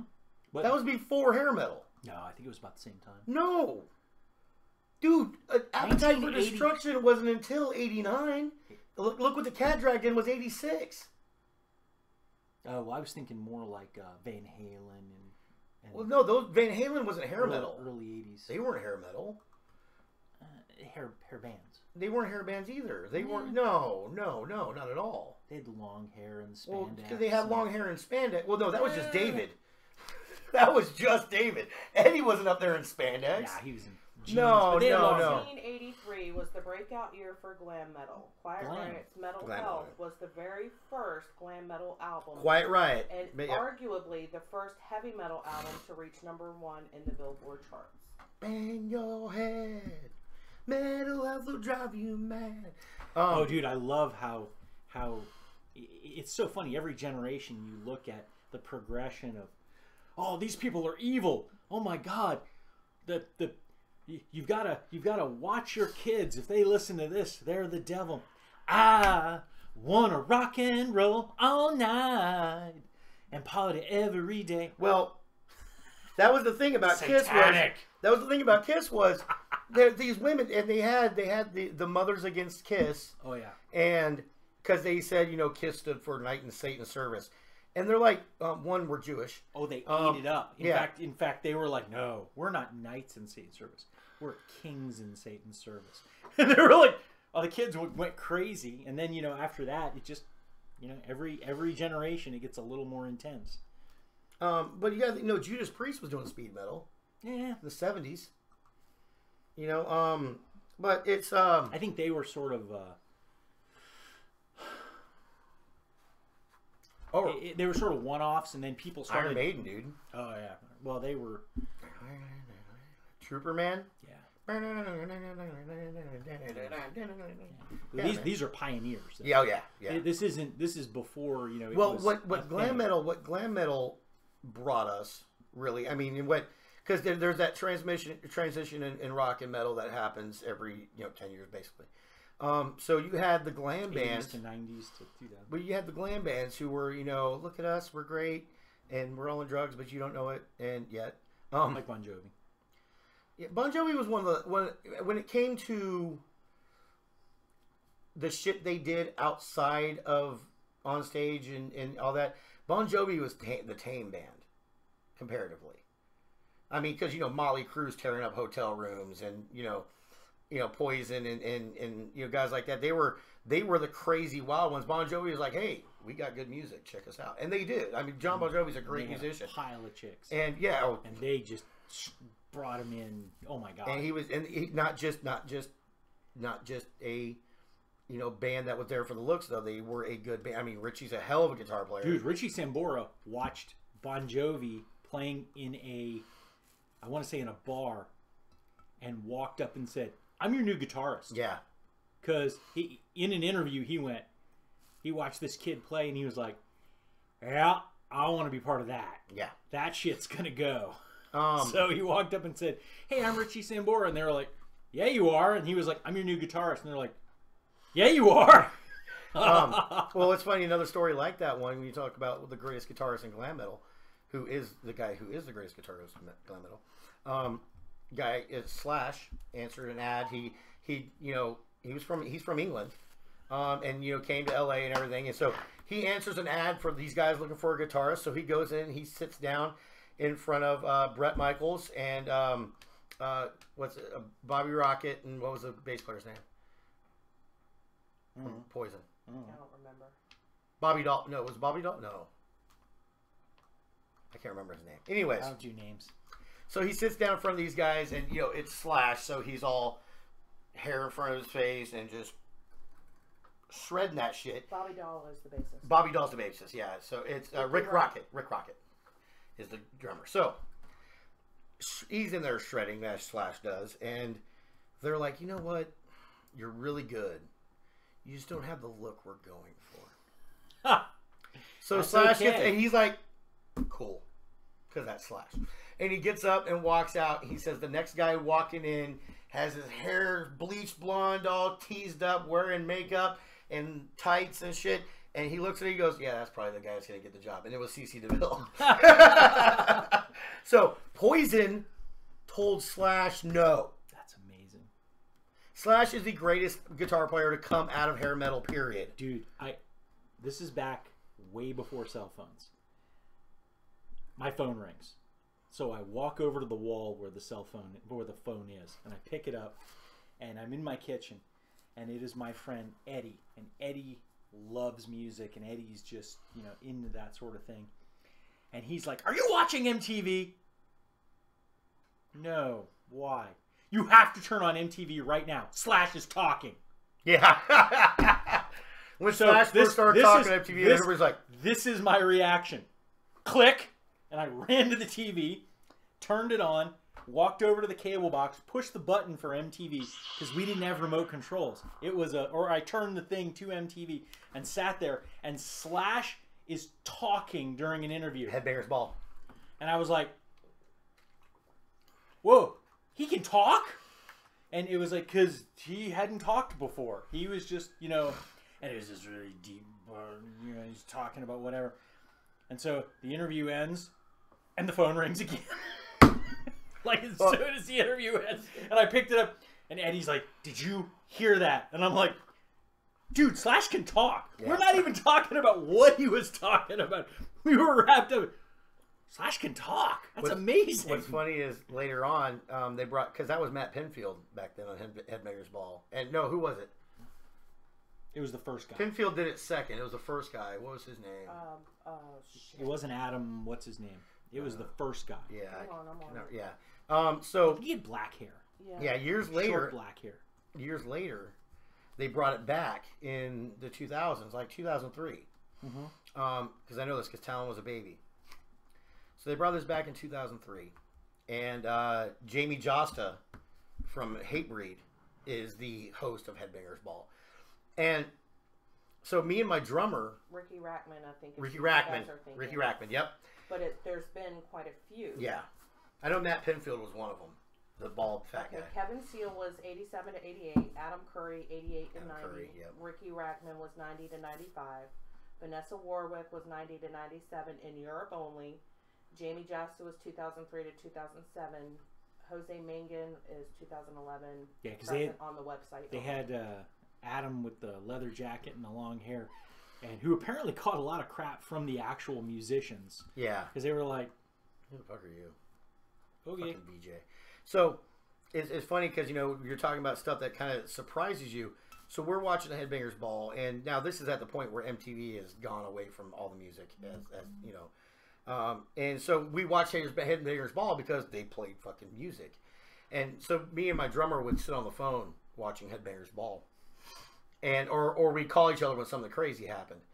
And there was this one, I remember one of them was this band called Dragon Force shows up on there. And I'm like, I've never heard of these guys. And they're very 80s prog metal. Very progressive metal, you know, 80s style. The singer's got a perm.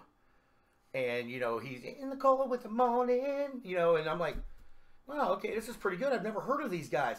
And then you see this guitar duel between their two guitar players. And what's great about it is in this video, the song's called Through Fire and Flames. If you haven't heard it, it's a great song. It's probably the only song by them I know, but it's a really good song. And If they've never listened to it, they've seen it on some sort of viral Yeah, video it's of been on some something. kid kicking its ass on Guitar Hero, yeah, because it's the hardest song ever on Guitar Hero. Ever. Ever. So, what's great in the video is that it shows the two guitarists by themselves on the stage with the backlight. And one of them, I can't remember, I think one of them's Henry, Henry Lynn. He's an Asian dude with like hair down to here.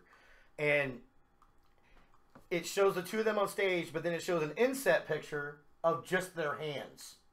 So you're seeing... and we're like, I'm like, are you watching this shit? He's like, yeah, what the fuck is this? I'm like, I don't know, but it's fucking amazing. And what's funny is Henry starts playing, the other guitar player reaches down and grabs his beer and starts drinking his beer and sets it down, and then he starts going, and it's going back and forth between the two of them, and then they start playing together, and they even do the hand flip together. They're Herman Lee, yeah. And So Sam Topman. Yep, they are awesome. So, but yeah, it's a great song. It's a shredding ass song. But they were brand new at the time. This is early 2000s, and I'm like, Yeah, Dragon Force was founded in 99. 99. Yep, yeah. I just read that the other day. Actually, I looked And at it was founded by the guitar players. Oh, okay. Nice.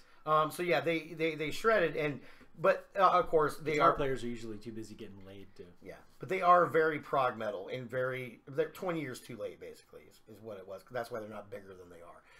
But it's funny because they have a following of these young guys who think this is the greatest thing ever. I'm like, you should be listening to some of these guys from the 80s that were like a Journey and shit like that were like this. Neil you know? Schoen. Yeah, so we went to one of the music festivals here, one of the rock festivals here, and Dragon Force was playing, and I see these 4 teenagers who have their hair all permed out and teased up and looking like they're in the 80s now, and you know, you tell they're huge Dragon Force fans. And I'm like, yeah. So I walk over to them just to be the troll that I am, and went, man, I love these guys in '87. What are you talking about? This is Dragon Force. They're brand new. I was like, oh, my bad. I thought this was Europe. And I walked away. And my buddies, because I walked away and didn't turn around, my buddies are like, you should have seen the looks on their faces when you walked away. They had no clue what the fuck you were talking about. That was one of the things that happened on Headbangers Ball. Another 2 things that happened on there that were really cool that a lot of people still don't know about. And I bring it up to people and they're like, really? That happened? And this was like 2003. So this was after Dimebag was killed. So no, it was Who's Dimebag? Dimebag.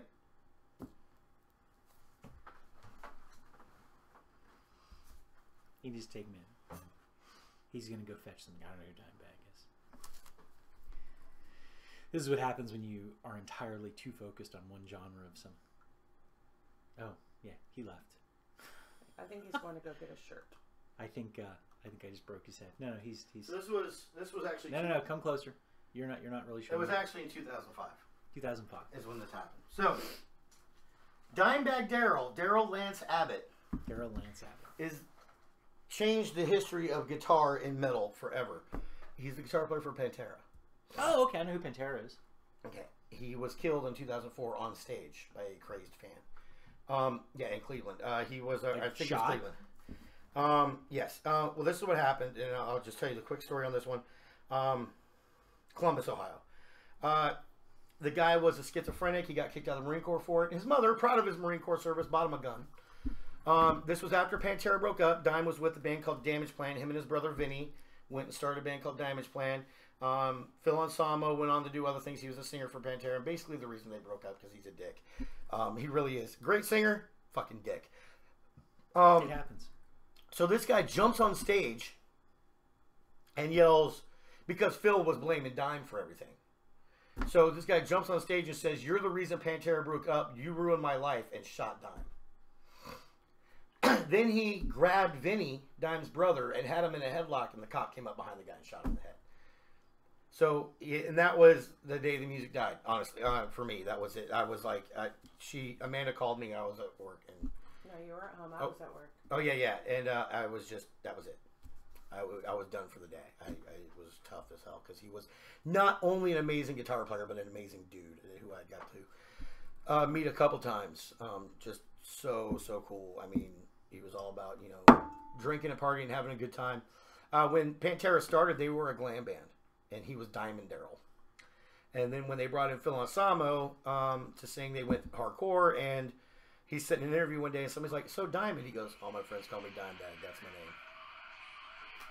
Don't play it too much; we'll get in trouble. So, All right. So we gotta talk over where that were we on stuff. this? So that's who Dimebag Daryl is. Okay. What were we on this? Oh, okay. So yeah, so this is after Diamond died, and they decided to release some other stuff that was previously unreleased. Oh. And I didn't know they were doing this, so they did it on Headbangers Ball. So you see, it's a song called "Nothing to Lose" by a band called Rebel Meets Rebel. So I'm like, oh, I've never heard of these guys before.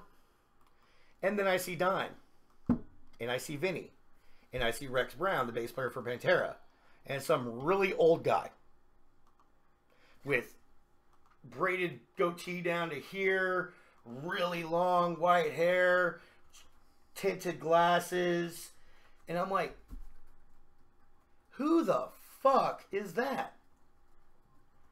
And then I see him, and at one point in the song is obviously, it was, the video was shot live in a bar somewhere, but then the other scenes are just the other the other 4 or 3 guys, not Dime. But in one of those scenes, the old guy is holding Dime's Confederate flag Razorback guitar, and he goes like this, puts his arm up like this, and goes to the tattoo on his arm that says DAC, David Allen Coe. Take this job and shove it. Old country singer David Allen Coe. Yeah, it was David Allen Coe singing with Pantera. And obviously doing well if you didn't know. Oh, it was great. Well, no, but he was singing like David Allen Coe. Oh. So you got, I am a gambler, God knows I've been around. And I'm like, this is fucking amazing. It's like country metal fusion. It was really good. And so we're sitting there like, and when I realized who it was, I was like, dude, that's David Allen Coe. No, it's fucking not. I was like, dude, that's David Allen Coe. So good. But the other one that got us was a band called Wicked Wisdom. All black band, female singer, and we're both sitting there watching this going, she looks familiar as fuck. And I mean, the song was called Something Inside of Me, and very chuggy, that type, you know, and she's, you know, and she's kind of rapish, and then she gets to the chorus, she's like, something inside of me, yes, pissed. You know, it starts getting, you know, it's an angry ass song. I'm like, she looks familiar as fuck. So I run over to the computer, because we had a desktop at the time, couldn't look it up on my phone, but I'm typed it up. No phone, no smartphones yet. Jada Pinkett Smith. That's it. Really? Yep. And she freaking killed it. Yeah. And what see, that struck a chord, because I was like, I was wondering why I saw a picture of Will Smith on stage with Sevendust. Because Wicked Wisdom was on tour with Sevendust. I'm like, because I was thinking, what the fuck is Will Smith doing with Sevendust? Yeah. But that's it. Yeah. So Jada Pinkett Smith, Fish Mooney. You know. But yeah, I was like, holy shit, that's fucking crazy. But yeah, you know, that was what Headbangers Ball was known for all through the years, was crazy shit happening. Motley Crue destroyed the fucking set. Kurt Cobain showed up in a dress because he wanted to look good for the ball. You know, Big yellow dress. Big yellow dress. Yep. Collar. Oh yeah, it was. Yeah, so you never fucking knew what was going to happen because it was unscripted. You know, and whoever the host was at the time had to sit there and be like, shit, what's going to fucking happen? What's going to fucking happen? What's going to fucking happen? You never knew. I mean, shit could go crazy or shit could just be like... Yeah, the first VJ, they were like, you've lost control. We need to bring somebody else in. And then they put poor Adam with the leather jacket and the long blonde hair in, and they ran roughshod over him. Wow, Amanda sent me a video of where you actually see the guy run up on stage to shoot Dime. Yeah, it's okay. No, I don't think You you can't actually see you the don't see the shooting. You just see the him guy on run on stage. stage with a gun. I want to see the video of him getting shot. That's what I want to see.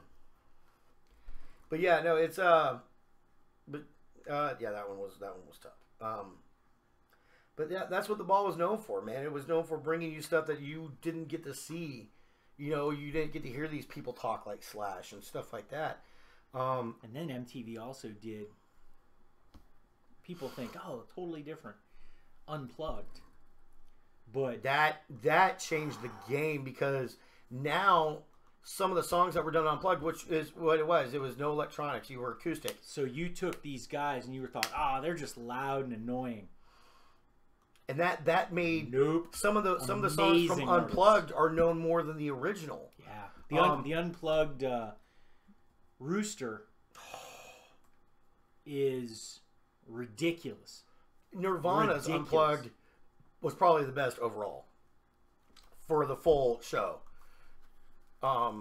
Still, people know a lot of the Unplugged songs better than they know. You know, well, you can actually hear it. I mean, it's such a. Don't be that guy. I mean, my favorite song is from Unplugged. It was one of the last songs that they performed that night. I also have a disadvantage when it comes to like metal and stuff like that. When I was younger, I had really, really good hearing. And it freaking hurt to go to concerts. Like they had, I had a friend of mine who had a bar. And man, we had the place completely lined with acoustic baffling. But then you get bands and they go in there and they start having soundboards? No, not the soundboards. The boosters, the speakers. Subwoofers? No, they've got a specifically plug your guitar into Amp? a amp. They would have amp wars where, we've already established. I don't know the name of this stuff. You'd start having sound wars where That's why I was like slow to answer you because I wasn't sure if you didn't know what an amp. I didn't know what an amp was. I got a good friend of mine. He's a musician. He's talking. Actually, my One friend sitting next to you, Dick. Yeah. Well, my friend Hurst actually built his own amp because he said the new amps have circuits in them, and the old amps had transistors in them. Yep, tubes and transistors. Yep. And so he didn't build them with tubes, but he got on like eBay or something and found a big box of transistors and like rebuilt an old amp.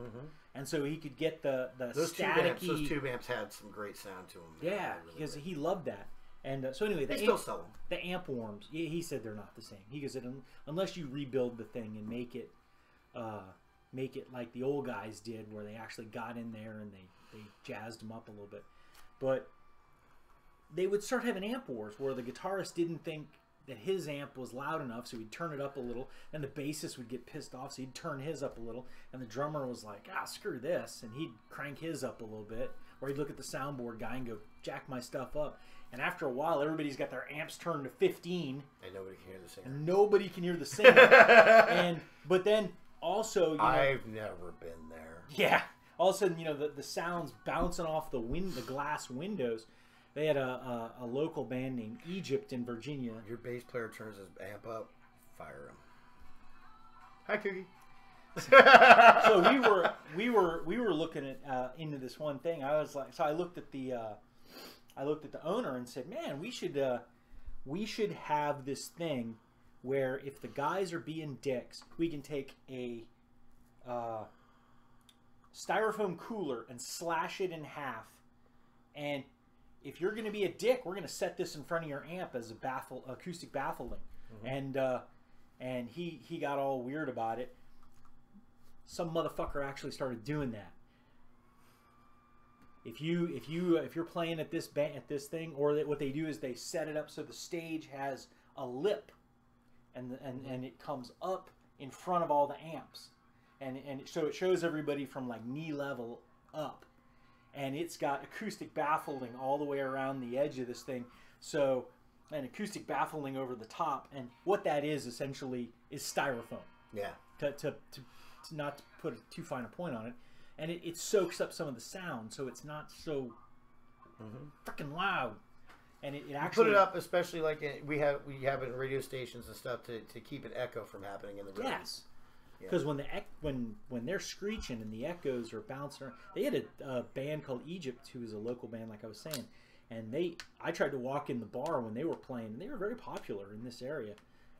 I lasted about 10 seconds, and that included the 4 seconds of walking in, a couple of seconds of standing there, and then the 4 seconds of walking out. I was already headed out. I was like, I'm done. It's too loud. Too old. I'm too old, dude. I was too old in my 20s, but I hear really well, and that's a problem. So actually, Scott and Peter have popped up a few more here. Bloop. Scott said, from Jackass, if you're going to be dumb, you got to be tough. Peter said, crazy little thing called love. Scott also said, when a dead or alive. Scott said, Dragon Force, Heart of a Dragon, check it out. Peter said, Come As You Are by Nirvana, which is one of those from that Unplugged that were just... My favorite from the Unplugged is The Man Who Sold the World, which was also a David Bowie cover. How did they know about Dick Cheney? Or as he's better known, Darth Cheney. But you know what? It's kind of funny. There was an interview back in the day with Kurt Cobain that was talking about how cool it would be to have a genius. Now, back then, we didn't know what we know now. A genius like Trump in the office. Just imagine what he could do for our country. The man's like it was just ironic. But this was also back in the way early '90s. Kurt Cobain was like, somebody who See has the no. future. This was also pre The Apprentice and all that too. Right, right. But it was also, you know, he was talking about somebody who has no ties to DC. He doesn't have DC. He's not on the hook for somebody else. He doesn't owe favors. Yeah, it's like, you know, that's the hardest part. Favors is how stuff works. No, he doesn't owe favors to DC, just the mob. He is the mob. Dude, yeah, He's the Don.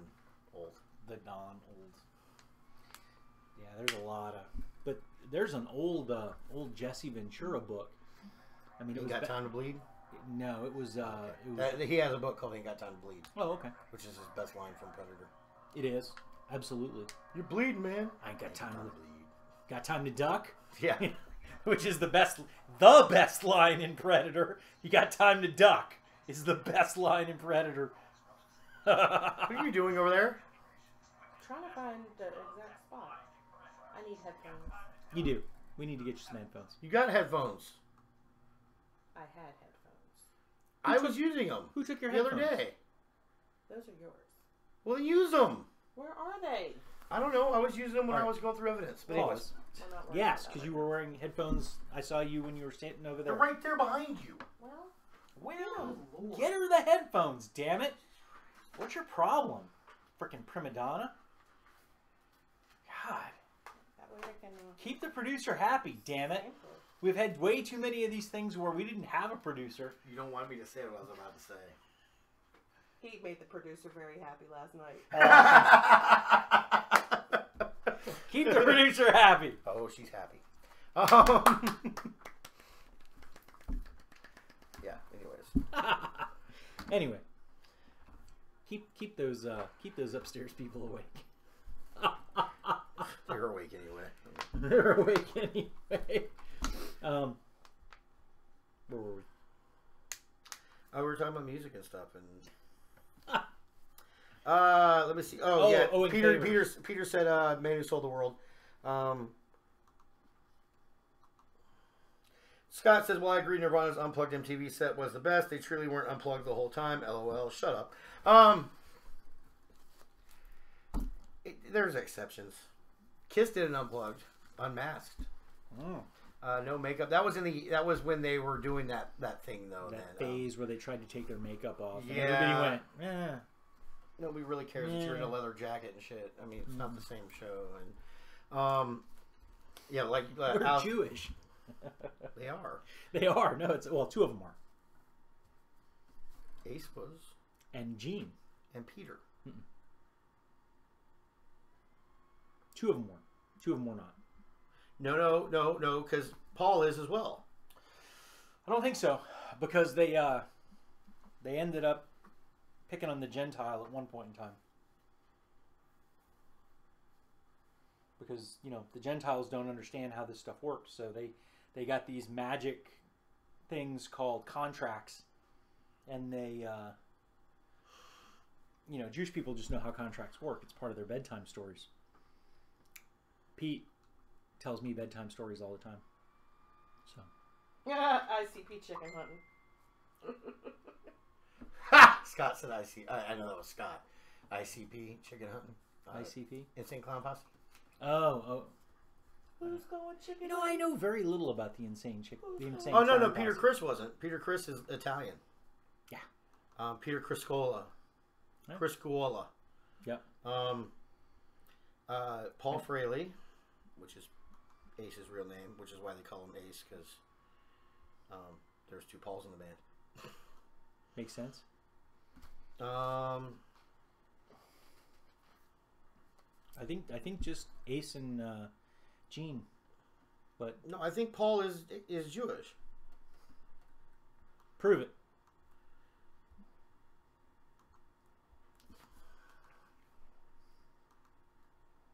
You know what's funny is He's all plugged in. Hunter has been watching and watches over and over again. My youngest, my 10-year-old, has been watching Scooby Doo and Kiss. And That's awesome. So yeah, It's but the he, same episode over and over. Oh yeah, well it's a one of those cartoon movies that they did. It's on Netflix, I think, or something, or on demand. But I remember he is. Batman with Adam West and Scooby Doo. Okay. Paul Stanley and Gene Simmons are two of the chosen people. Yes. Okay, then is Ace Frehley? It doesn't say because it's only talking about the current lineup. Okay. And the current lineup is Paul Stanley, Gene Simmons, Tommy Thayer, and Eric Singer, who's been the lineup for a long time, actually. That's chicken hunting. Why is it out loud? I thought. Okay, now stop it. I've got 15 seconds before we hit a copyright claim. Who's going chicken hunting? Please go with chicken hunting. Who's going chicken hunting? Please go with Hey! You can sing it. It doesn't count. Really? Yeah. Oh, okay. What was Gene Simmons' bar mitzvah like? That. Well, that wasn't in America. That was way before Kiss. Yes, when they were back in Israel. Gene Simmons. Yeah. Was born in Israel, which a lot of people didn't know. So he is he is like straight up Jewish. Paul Stanley is anti-Semitic. Is he really? Scott, But he's Jewish. His favorite aunt was Jewish. Scott said, "Is there going to be a pay-per-view UFC worth getting the boys together for soon?" We'll see. It's not worth it. It's whether or not I got the time to do it. Gene Simmons' real name, Chaim Witz. His real name is Chaim Witz. CHAIM. Mm-hmm. So Peter Criss is not Jewish. I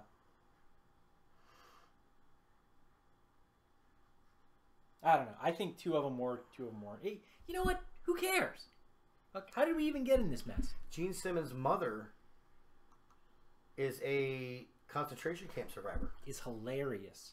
If you ever watched a Gene Simmons But- show, which I stopped watching because it just got stupid. No, but she was a concentration camp survivor. She was interred in a concentration camp.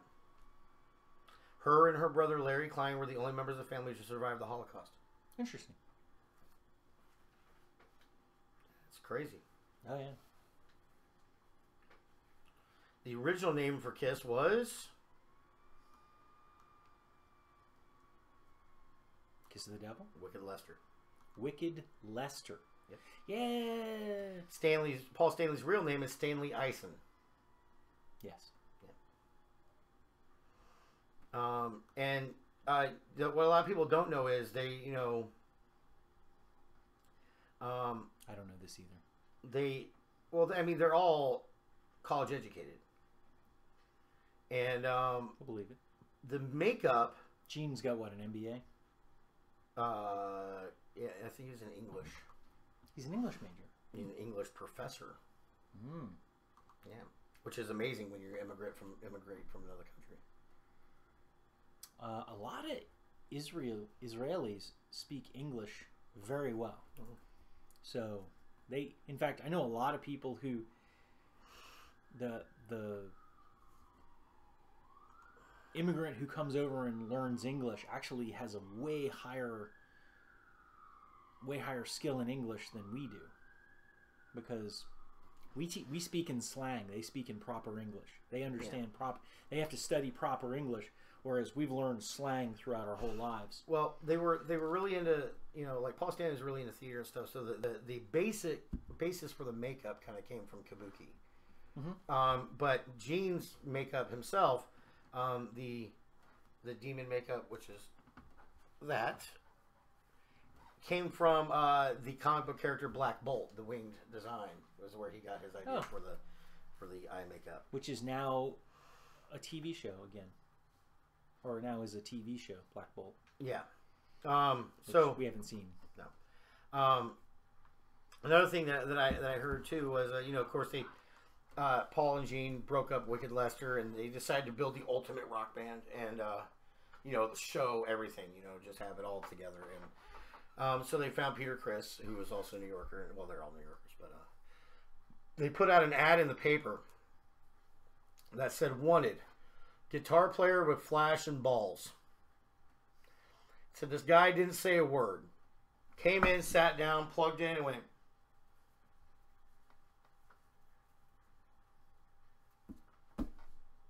Unplugged and just looked at him. It was Ace Frehley. So yep, I love stories like that. They go back, tell how they came together. After my wife, one of her friends, her brother is the current bass player for Metallica. Rob Trujillo? Whoever the guy was who took over from the one who got killed. No, that was Jason Newsted that took over for Yes, Jason Cliff. Newsted. Okay, Jason Newsted hasn't been the bass player for Metallica in like 15 years. Okay, so don't know. Newsted is a friend of hers. What is he doing now? Who knows?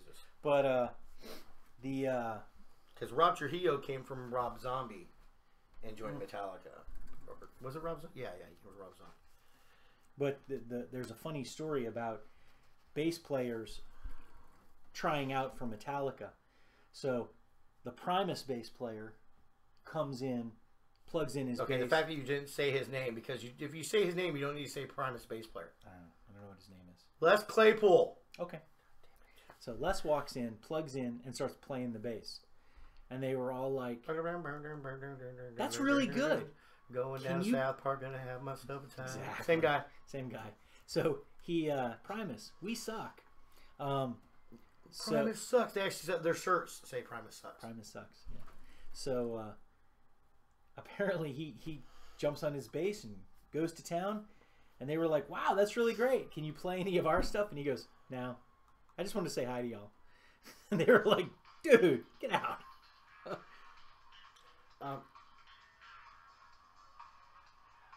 That's Les Claypool. Amazing bass player.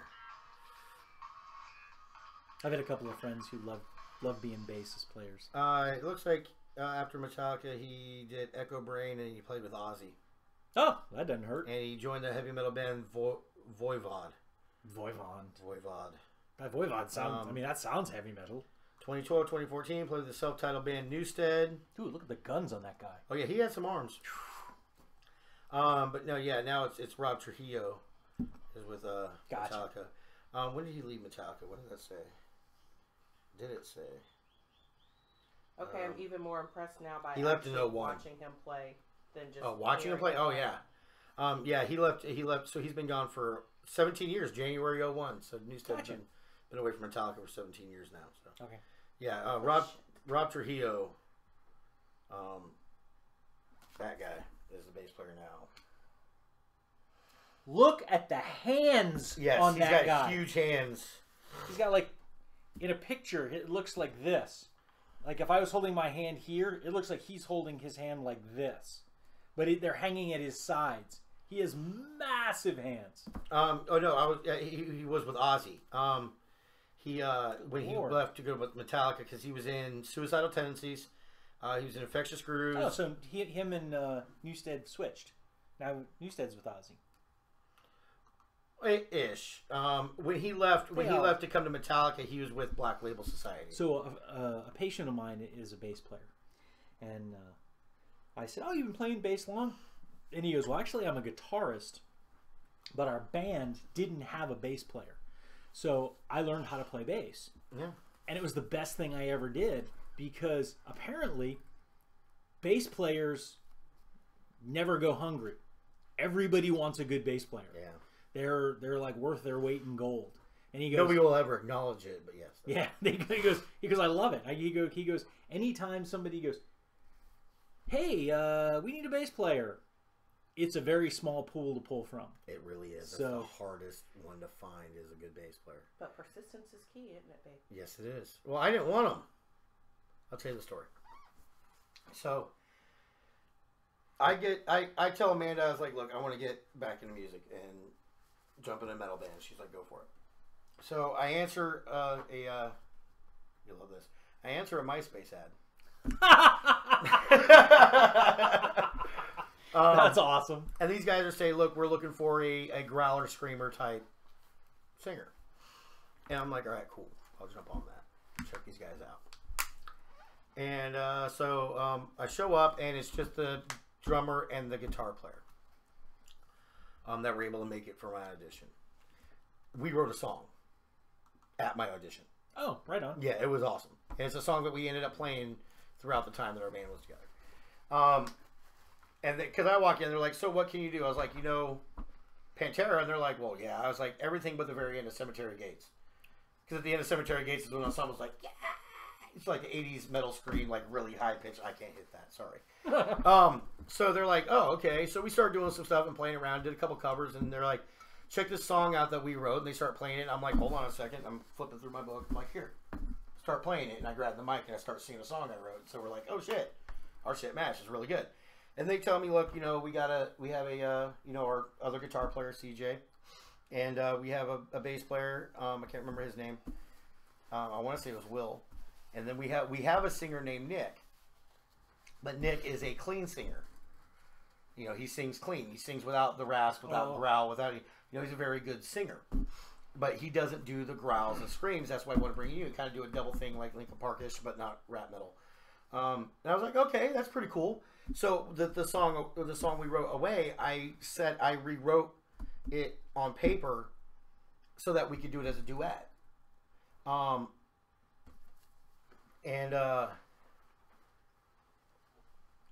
I bring it in, the next practice, and they're like, well, everybody else wanted to hear me and everything, so we did some stuff. They're like, oh, awesome, you're in. And so there's one point where the band started writing a song musically.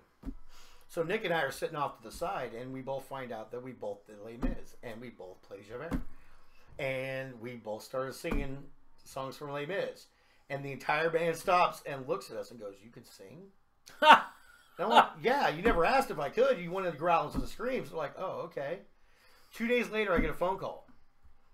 We're going to fire Nick because we don't need him if you can do both. And I'm like, that's on y'all. I'm the new guy. I'm not going to help with that decision. I don't want to be the dick. If you guys decide to do that, go ahead. Oh, damn, dude. So, and they said, well, here's the problem. Will's probably going to leave too because they're kind of a package deal, the bass player. And I'm like I said, that's on y'all.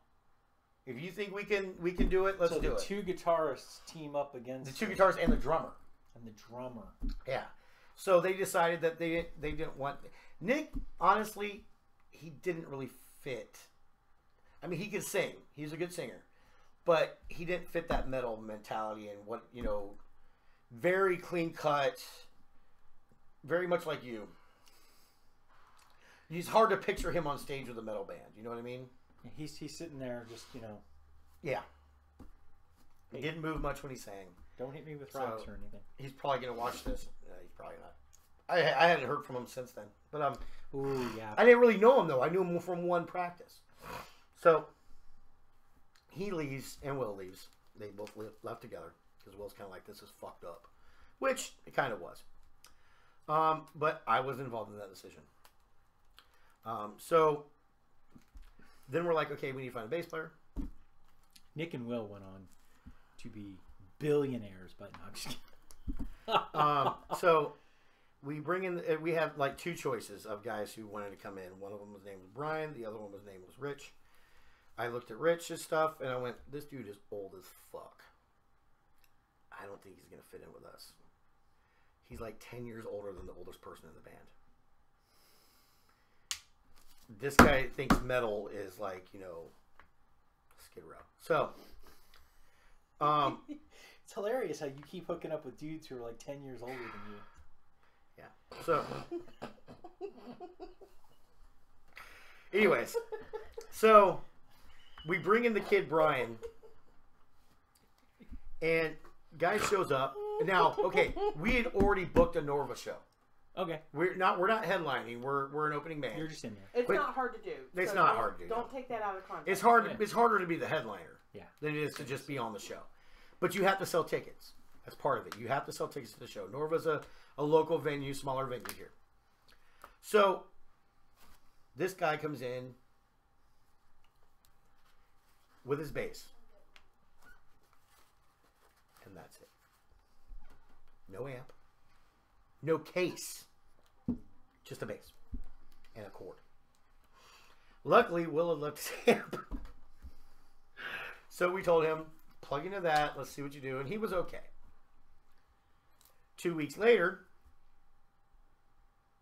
he hadn't written anything original. No new bass lines to anything. He's an E string thumper is what we call him. Just hitting that E string all day. Basically making a beat with his bass. Give me a beat. So we're like, fuck. Dude hadn't sold one ticket yet in 2 weeks. We had like 100 tickets to sell. When are you gonna go? We're now 2 weeks away. Okay, so you started with 4 weeks out. Yeah. So we all get together. We're like, this is not working. So we let him go. And then he jumps on MySpace and proceeds to tear us a new asshole. These guys fired me for unwarranted reasons. Da da da da da. These fucking assholes. They let me go for bullshit. Da da da da. Now, me being the person that I am, Calm, restrained, tactful. actually I was. I jump on MySpace under our account, the band's account. The band was called Unscarred because Aaron, our drummer, had that tattooed across his stomach. Unscarred, to get it. The tattoo was a scar. Yes. So, but it was also a Pantera song. So in our little tag was, the world will become Unscarred. Yeah. So I jump on MySpace under the band's account and go, we were good to inform you we had to let Brian go as our bass player. He not only did he have no gear, but he hadn't sold one Norva ticket, nor had he written anything original. But we wish Brian the best of luck in all of his future endeavors. His post came down real quick. Because I threw it out there what he really did and what he didn't do. And so, yeah, he looked like the ass. I'm good at making other people look like the asshole. So, and he was, though. He was the asshole in the situation when it came down to it. So then we're like, fuck, okay, let's bring in this fucking old guy. And we had a dry erase board. And we had stick figures drawn of each of us. I drew the stick figures. And, of course, me being funny, I drew a circle with the head and arms for me. And so we're like, all right, next practice, this guy's going to come in and audition. So I draw a stick figure with a cane. He got there before I did and asked the guys, who the fuck did that? And they're like, oh, that's Cody. And he's like, all right. I walk in the door. First thing out of his mouth to me. First thing this guy's ever said to me. You put your belt on with a boomerang, asshole?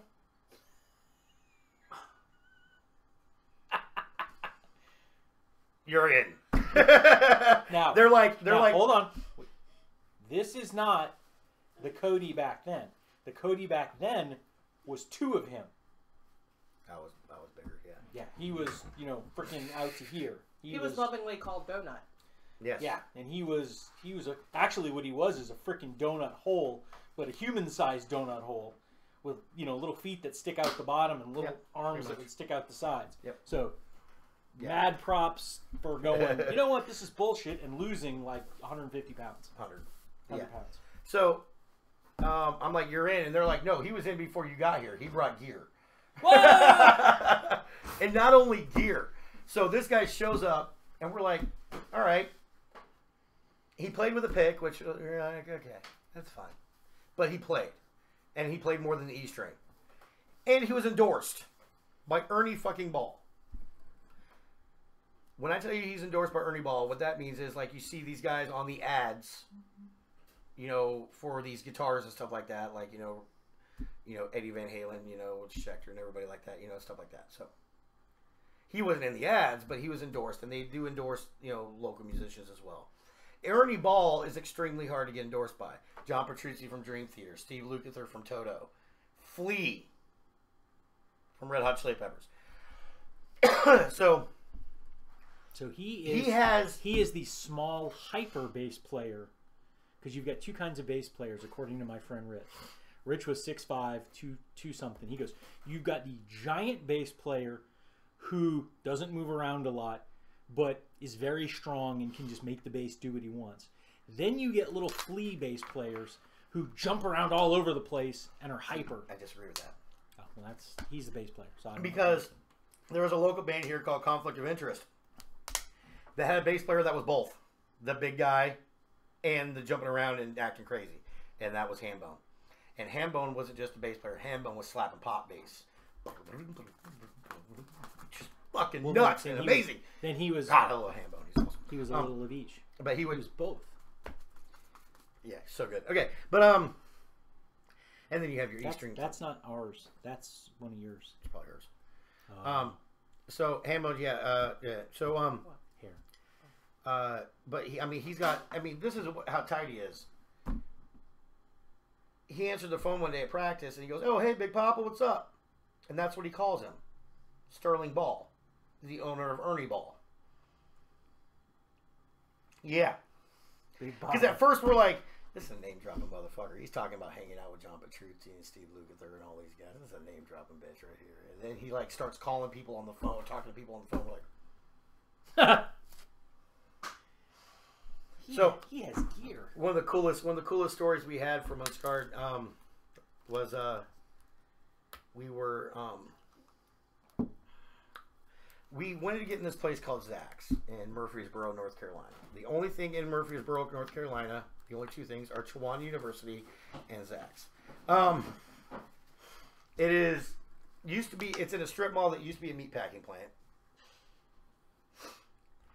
So we called down there to the owner, John. He named the bar after his son, Zach, who he named after Zach Wild, who was a guitar player for Ozzy and then went on to be Black Label Society.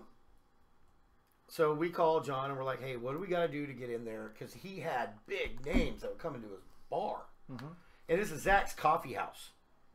Coffee house. So you come in the front. Was it a dry place? No, it wasn't. But you come in the front and it's a coffee house.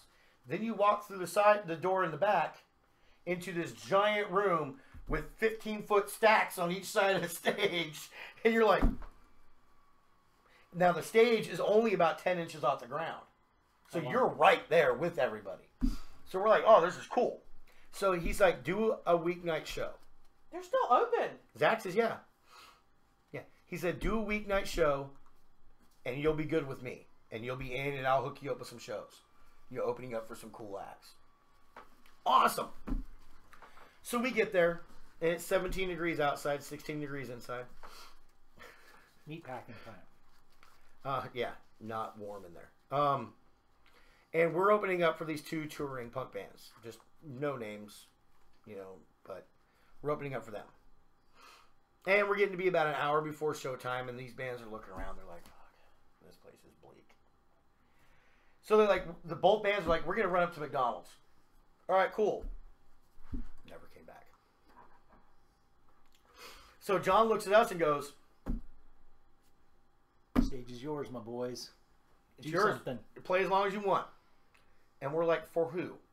Because the only person in the bar that wasn't in the band or worked there was our rhythm guitar player's girlfriend that I brought with me because he couldn't make it. So we had our new lead guitar player because we had to let go of one. So we had a new lead guitar player there with us, and we had one person. And we're like, who the fuck are we playing for? Oh, there's a webcam. Oh, there you go. We already have 89 hits in it. Let's go. So we jump on. We start playing. Now, the way the camera's set up, you see the top lip of the stage. You don't see how high the stage is, so you can't see if anybody's in front of it. Yeah. So we're playing, and we got all these people watching online. I'm like, fuck yeah, that's cool shit. We played it like we did any other show. Next day or next practice, Papa calls and tells Coog that, oh yeah, me, Steve, and Steve were watching last night. And he's like, oh, I know Lukather, because Lukather basically lives at your house. From Toto, Steve Lukather from Toto. He goes, who's the other one? He goes, oh, Vi. And I'm like, say it again. Say it again. Tell me Steve Vai watched this last night. He's like, that was good stuff. So yeah, it was cool. But yeah, it was. we had some interesting times and stuff. So we ended up actually getting to go back, and we opened up for Flaw there.